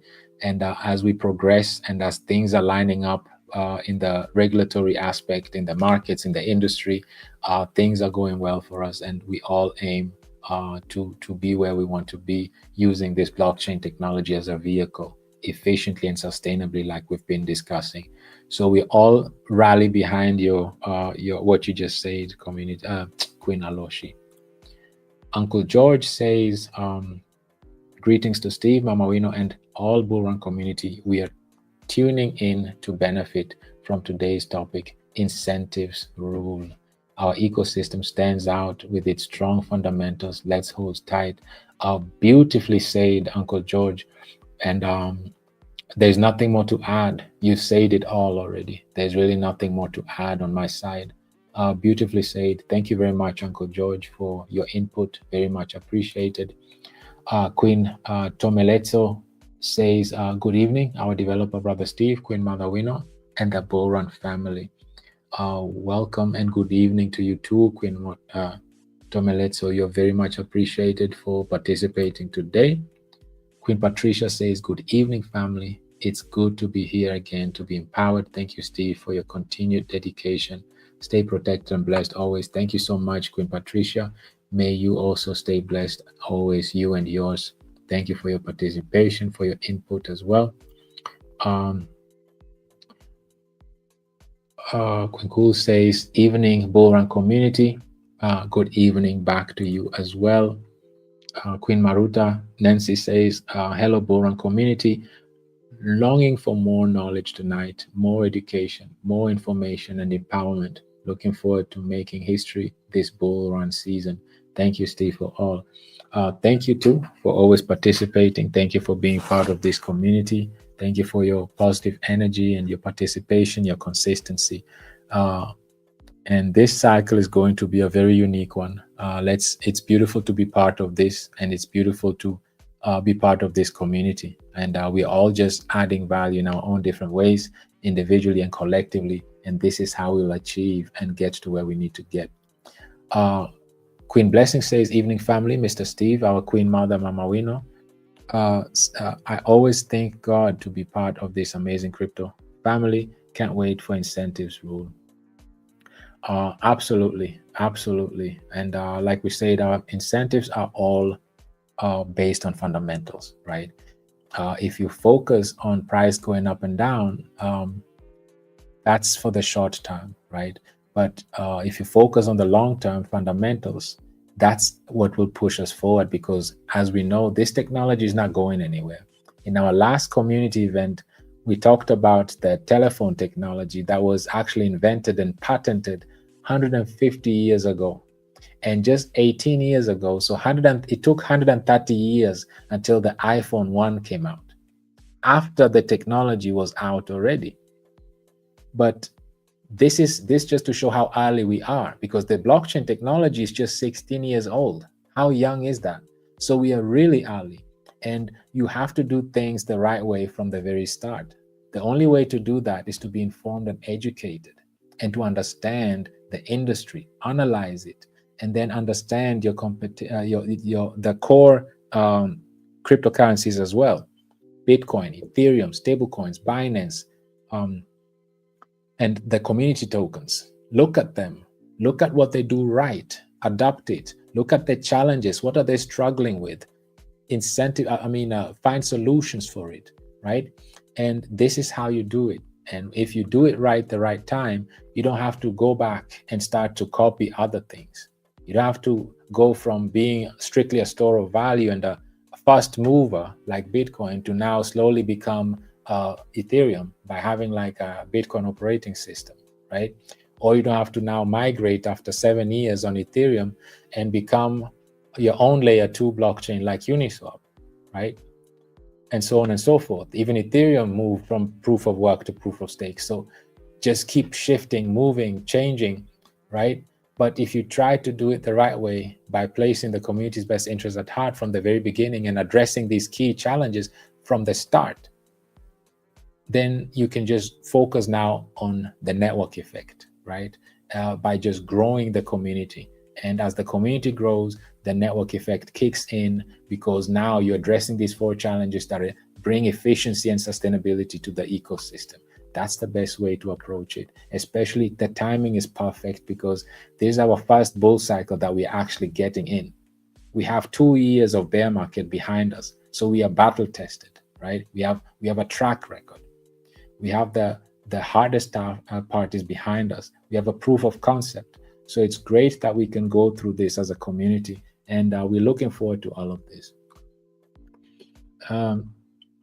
Queen Anne says, good evening, our developer, Mr. Steve, Queen Mama Wino, and Bullrun family. Another day, very ready to listen and learn. Welcome, Queen Anne. We appreciate you very much for your consistency and always being part of these sessions. Very, very much appreciated. Queen Kosi also says, greetings, Bullrun family, Queen Mother and Brother Steve, grateful to be in the best community and ecosystem with amazing incentives. Thank you for another opportunity to be educated and inspired. Thank you also. You made this happen. Your involvement, your consistency is also adding value to the ecosystem. And like we said, everyone is just chipping in. Everybody's just chipping in and doing what they do best, and helping the community to grow and use this network effect efficiently. Queen Mother Wino herself says, greetings to all our awesome Bullrun family. Thanks, Steve, for another educational and informative session. As usual, I feel honored to be among this amazing community.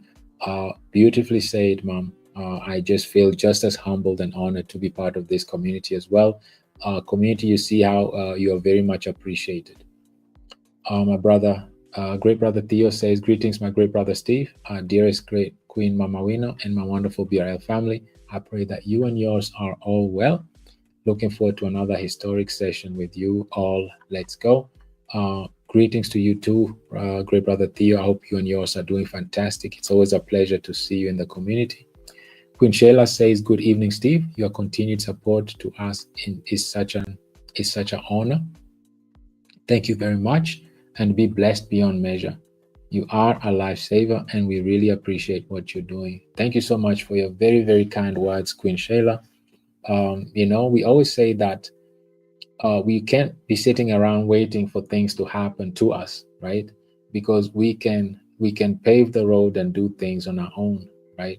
And there's nothing more beautiful than being part of such a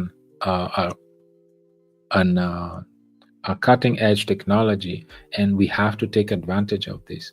We don't want to just be part of it. We want to participate in it, right? Actively participate. And this is exactly what we're doing right now. Queen Debbie says, greetings, community. I am so excited and overwhelmed. Thank you, Brother Steve, for yet another session for us to learn. Thanks so much. Greetings to our beautiful Queen Mother Wino. Thank you so much, Queen Debbie. We are very much appreciated. Your effort, your consistency, all that you're doing for the community is very much appreciated.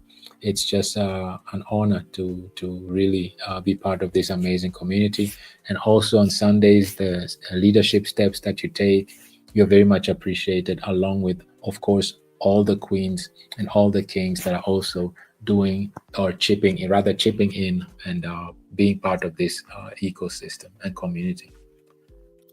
We have Queen Kenole says, greetings to Bullrun Live community, our developers, Queen Mother and Mr. Steve. I'm so excited to acquire more tonight this session. I hope that you had something to take away today, and that the message came across, and that you learned something today. We aim to inform, educate, and inspire. Like we always say, use these sessions as a reference point, right? To go further down the rabbit hole and do your own research, verify, right? This is how we take, this is the approach that we take. The statements we make in these sessions, we always aim to verify them, back them, check, fact check them, and back them with articles, with facts, ensure that we're not just saying things, but actually we can verify, back them, and so that it makes sense and it's easy to follow along, right? So Queen Val says, hello family, happy Thursday to all of us and our teacher, Mr. Steve. Hello back to you as well, and happy Thursday, Queen Val. Always a pleasure seeing you in the community. And Queen Val also placed the links in the chat for those that are new, that are not part of our community yet. This is the link to the Telegram groups for Bullrun and Killer Whale, and Survivor One is also here for us to be part of this community, even if it's just to be educated and informed. Let me let you know that when we first got into this crypto space, we didn't have a community like this, right? Everything had to be learned from scratch and by ourselves to acquire all this knowledge. Now, having a platform like this was the inspiration behind it was because we didn't have it. So we want to enable and offer such a platform so that everybody that is new in the crypto space, we have all experiences, right? So even just to interact with each other, everybody has experiences. Some have never been through a cycle, some have been multiple times, some have been just here for a week, some have been here for years, decades, right? So just the exchange, the communication, and attending these sessions just to learn about the industry, the cycles, the money, the monetary system, the industry, the different cryptocurrencies, the challenges, the solutions, it brings a lot. And knowledge is power, and it makes us make rational decisions. It also serves as a point of reference where we can take it from here and do further research, right? So Queen Patricia says, hello, Bullrun family, Brother Steve and Mama Wino. We are more than excited to be here. We are just as excited, Queen Patricia, to be here as well. And we are happy to have you here with us today. Thank you for being part of this session today. My brother Lincoln says, evening, community, Brother Steve, glad to be here. Always ready to learn something new, right? So glad that you made it to today's session. Always happy to see you, my brother. Queen Val, of course, always inspires us to engage with the video, right? As we know how the algorithms work, the more engagement, the farther it goes. That's just the name of the game. So let's, if we have not yet engaged with the video, so that it can reach as many people as possible. That's the whole idea. That's the whole purpose of these sessions. Queen Cynthia says, good evening, kings and queens. Good evening, right back to you too, Queen Cynthia. Nice to have you here with us today. Queen Belinda says, finally, I managed to attend. We are pleased to have you here with us today. We are glad that you're able to make it to attend. Queen Mother Caroline herself says, greetings, Bullrun community. Very informative session. Get ready for what is about to come. Stay focused. Thank you so much, Queen Mother Caroline. It's very, we are privileged to have you with us here today. Thank you for your kind words and encouragement as well. Queen Sarah says, good evening, Bullrun family. Greetings right back to you too, Queen Sarah. Queen Grace says, thank you, Steve, for always doing what you love to do, and is to educate our community. I am so privileged to be part of Bullrun ecosystem because I believe it's the best ecosystem out there. Thank you so much for your kind words. I also want to thank you for your inputs, your leadership, your encouragement. Your positive energy is contagious. We appreciate you very much in the community, Queen Grace. Queen Patricia says, hello, Brother Steve. How is this new beam chain on ETH going to affect us those on Ethereum network? This is an amazing question, Queen Patricia. I'm really glad that you mentioned this. All of this now, you really make me now. Let me share my screen because I really want to get into this. I really want to get into this. Let me share my screen here.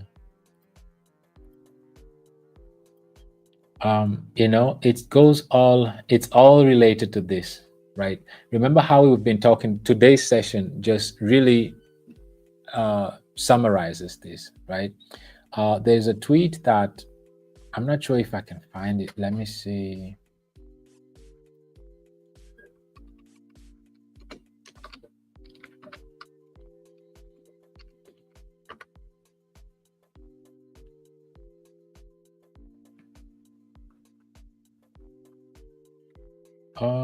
No, but basically what I wanted to show you why I shared my screen is it's all part of just the whole idea of Beam in the first place, Queen, is to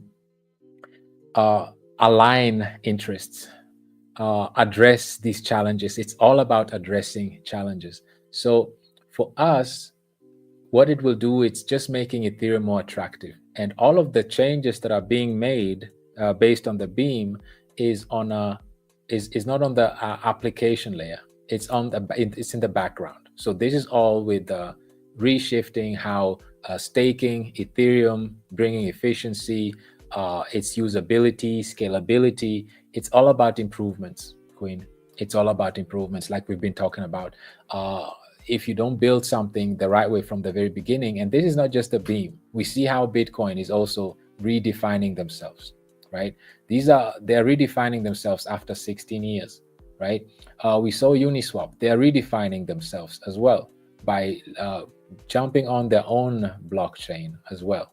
We see how, like you mentioned, Ethereum is using now this Beam, and Vitalik also spoke about it a couple of days ago on that event about how he will also change, for example, instead of being required to stake 32 ETH, now you can just stake 1 ETH, and instead of using these various different servers and fancy equipments, you'll be able to do all of that on your mobile phone. So these are just improvements, Queen. These serve as improvements, and like we see here, it's in the same, just like Bitcoin is reinventing itself to be more efficient, to address these challenges.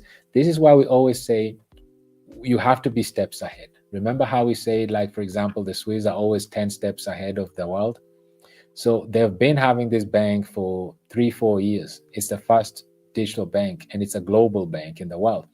The US, in terms of BlackRock and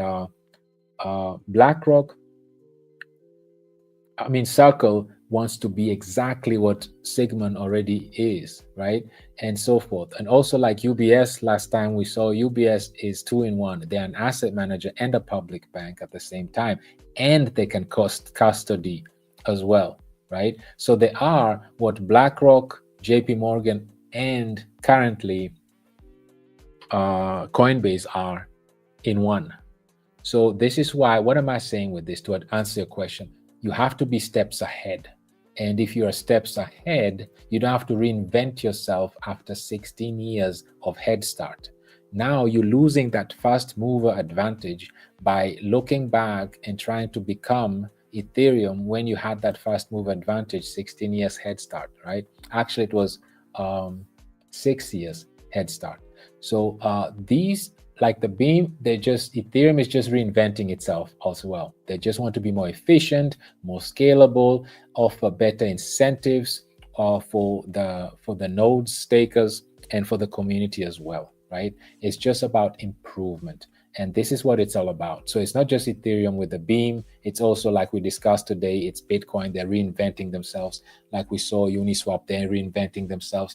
Why? Because they are addressing these core challenges that our ecosystem has been addressing from day one. If you don't do it right the first time, you will have to go back again and fix it, either by, like Uniswap, launching a whole new blockchain, or by, like Bitcoin, having to partner with Cardano and become an operating that is the operating system, right?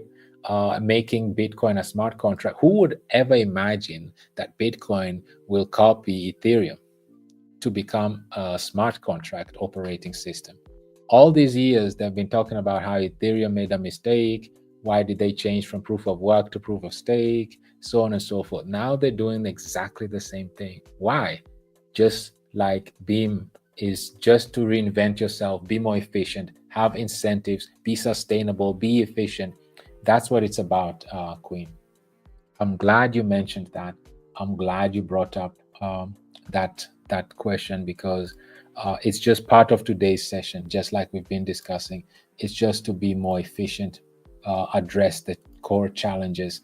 This is why we do things right from the very beginning, by understanding the economy, by studying the market leaders, and this is the only way to do it. And if you do it right the first time, you don't have to go back and fix things after 16 years or after, 7 years or so on and so forth. Amazing question, Queen Patricia. Great question. I hope that answered your question. Queen Alice says, learning new things every day. Thank you for the support. I'm glad that you do. We are also just in this crypto journey together. We're here together, we learn together, we grow together, right? Queen Joyce also says, hello, BRL family. Hello back to you as well. Queen Mel says, greetings, everyone. Greetings to you as well, Queen Mel. Queen Alice says, greetings, King Steve, Queen Mother, and great family. It is Super Thursday. Nice being here again. Looking forward to the awaiting blessings. God bless you, Steve. Thank you so much for your kind words. May you also be and stay blessed as well. Queen Louisa says, I have learned that the end result in crypto is going to the banks.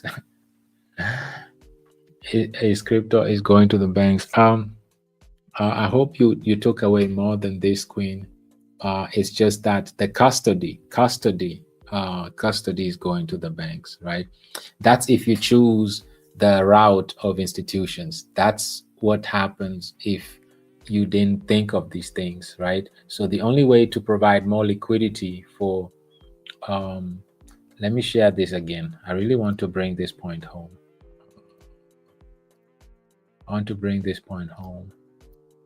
Remember how we shared that, look at how much liquidity ETFs bring, right? These are just ETFs. They have over 110 billion in liquidity, and they hold over 1.2 million Bitcoin, right? 110 billion in liquidity. In comparison, this is how much liquidity we have right now on centralized exchanges. 1.6. Let's 1.6. Let's round it up to 1.6 billion. So how is it that 1.6 billion after 16 years, and institutions like Bitcoin, BlackRock is just coming in, and they already have, within 10 months, they have 110 billion in liquidity. They keep adding more every day. We read headlines such as this. They have $500 billion. I mean, how ironic is this? They came in and have 500 billion in cumulative trading volume within 10 months, right? We've not seen Bitcoin doing that, right? Even today, just today alone, let me go back here. Just today alone, we saw that 5 billion in trading volume, and within such a short period. So we just see that, we quickly realize that these institutions, they came in with a game plan, and the game plan is to be in the liquidity game. If you're not in the liquidity game, why are you in the liquidity game? Like we saw here, you have to be in the liquidity game. This is why JPMorgan controls 90% of the gold, because they are the authorized participants for JPMorgan. This is why they're controlling. They're earning fees. It's all about generating revenue, right? And they're also the custody of that gold of the ETFs as well. And they're doing the same thing right now with Bitcoin. So all these liquidity we're seeing, the blockchain, Bitcoin, the blockchain is not benefiting. They're not getting a penny out of all this. Actually, they're losing it. and it's actually being brought over. It's actually just a stepping stone, like we discussed, and they're being brought over to us on Ethereum, right? So Bitcoin is not copying Ethereum for nothing, right? They realize that, oh man, we are losing all our liquidity to Ethereum, so let's copy the largest smart contract blockchain. Let's copy them before Larry Fink drains all our liquidity from the centralized exchanges and turns all our liquidity into tokenized assets traded on Ethereum. That's the whole message of today, Queen. That's exactly what's happening if you don't retain liquidity. If you don't have an ecosystem that retains liquidity like ours do, that's what happens. You get co-opted by ETFs and by financial institutions such as JPMorgan and BlackRock. And that wasn't the mission, like we saw in today's session. That wasn't the purpose, right? So Queen Nancy says, hello, Steve. Guten Abend, Bullrun Community. Warme Grüße aus Istanbul. Wie lange wird der Bullrun-Lauf dieses Jahr dauern? Vielen Dank für die Informationen. First of all, how is it that you speak? Wow, okay. Nice that you speak German. Well, we can't tell. Like the question here is, greetings, Bullrun community. I hope everybody's doing great. Warm greetings from Istanbul. How long will the Bullrun last this year? Thanks for the information. This is a question that nobody can answer, right? Already at the beginning of this cycle, we saw that unusually Bitcoin already hit all-time high in March, 1 full month before the Bitcoin halving even happened. So everything is completely off limits. Like nobody really knows how long it's going to last. Will it be a super cycle like people are anticipating? Will it be a multi-year cycle? Will it be just the usual 4-year cycle? Nobody knows for a fact. So I can't tell you the exact reason, right? How long it will last. All I know is that what we just said, once liquidity starts coming in and once the regulations are being clarified, we are off for the races. And our ecosystem just needs this boost to go through. And with all this large liquidity and tokenization that is about to take place, my guess, it's going to last longer than usual. That's just my humble guess. Don't take my word for it. Nobody knows for a fact. But if I'm to guess, it will be longer than expected, just for simple facts that we see presidency that are pro-crypto. We see the House, the Senate. We see nations, governments, institutions are adopting crypto. It's going mainstream. And there's so much demand now for it, and all these tokenizations to solve the challenges within the existing monetary system. All these point that potentially this cycle may last longer than usual due to so many factors, so many positive catalysts. So that's the best way I can explain that, Queen Nancy. Queen Catherine says, grateful for the enlightenment always. We are grateful for your participation as well, Queen Catherine. Queen Gladys says, hi, King Steve. This is very promising. We thank God. I'm glad that you had a takeaway and that it benefited you. Thank you so much for participating, Queen Gladys. My great brother Theo says, thank you, great professor, for another powerful session, and thank you for touching on the different communities in the space and their characteristics and motivations. Absolutely.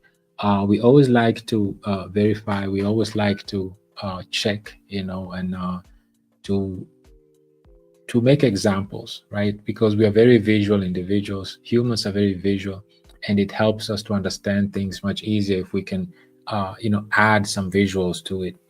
So that's the whole idea. Where would you place our BRL community? Please elaborate if time permits. Thanks again for everything. General salute. Where I would place our BRL community?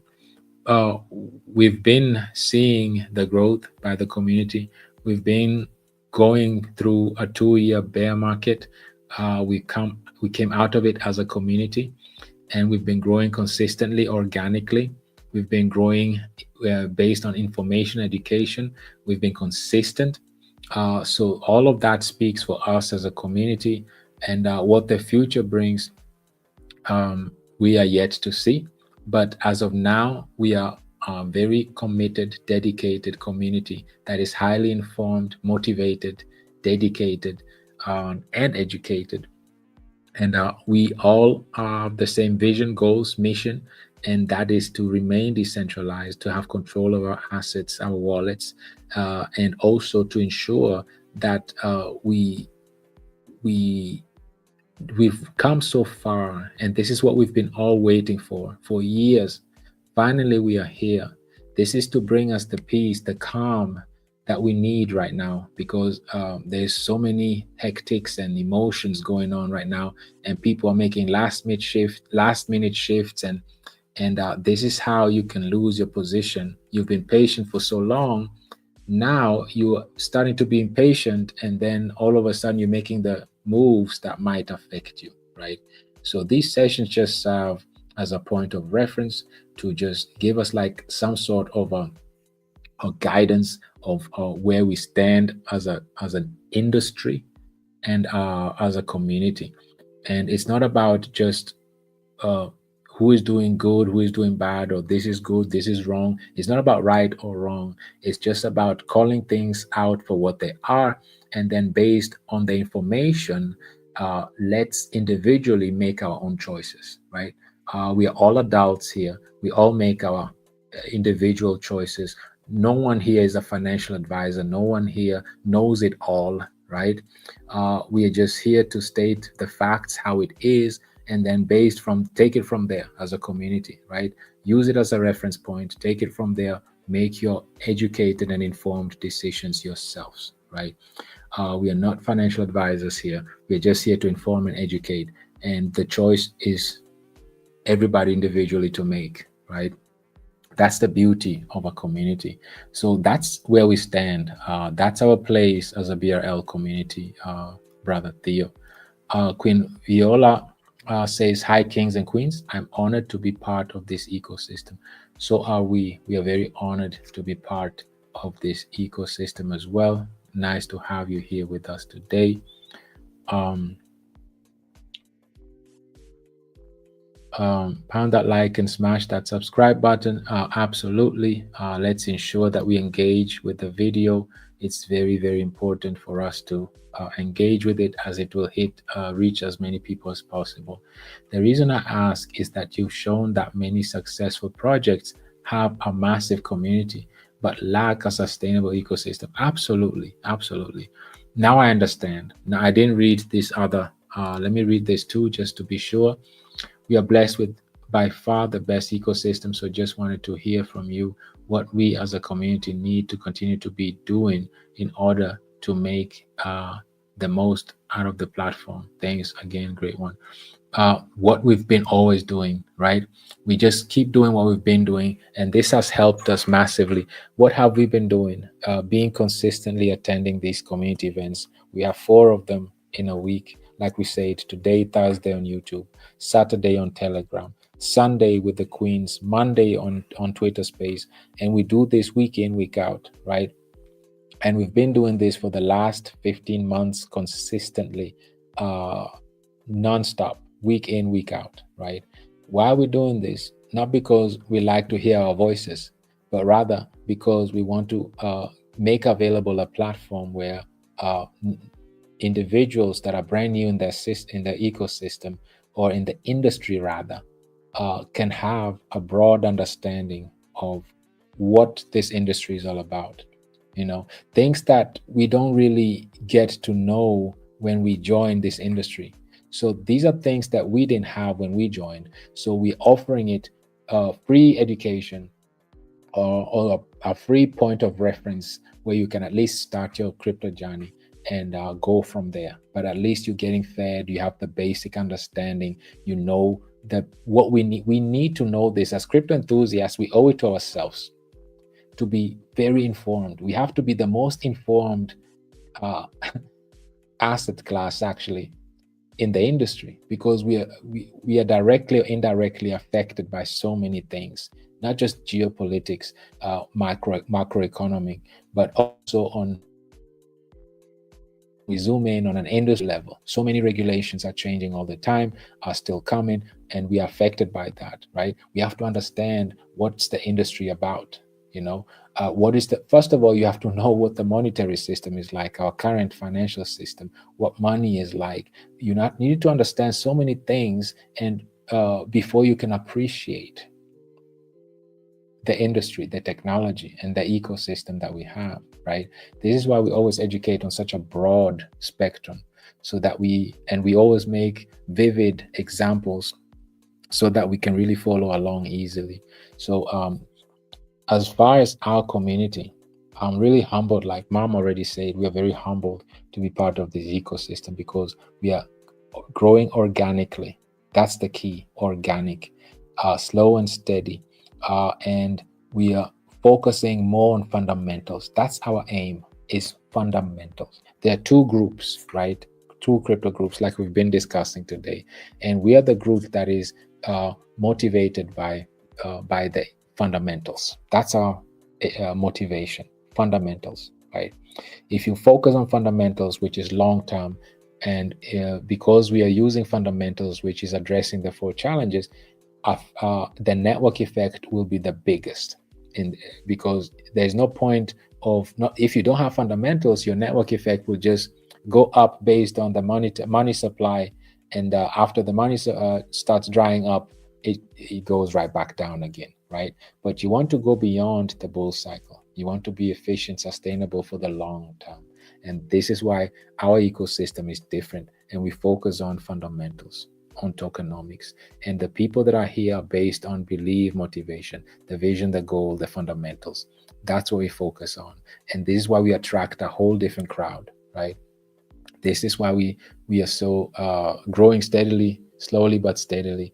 And once you focus on the fundamentals, everything else will fall in line, right? If your fundamentals are right, you don't have to fix things. Like Queen, forget which queen asked about the beam, for example. Queen Patricia was asked about the beam. So we have to pay attention that we don't fall for all this noise that we're seeing. Community, thank you for participating. You are all very much appreciated. I see Queen. Greetings back to you too, Queen Marilyn. You're very much appreciated. I see Queen Patricia says, thank you, brother. My brother, you did answer my question. Yes, the owner did say he added it in view of no room for growth at some stage. Absolutely. I'm glad that it helped. Thank you so much, Queen Patricia, for the feedback. With that said, community, I want to wish you all a wonderful, wonderful rest of your week. And with that said, thank you, community, for participating. You're all very much appreciated. With that said, bye-bye, everyone. Have a wonderful rest of your week. Until we meet again, see you next time.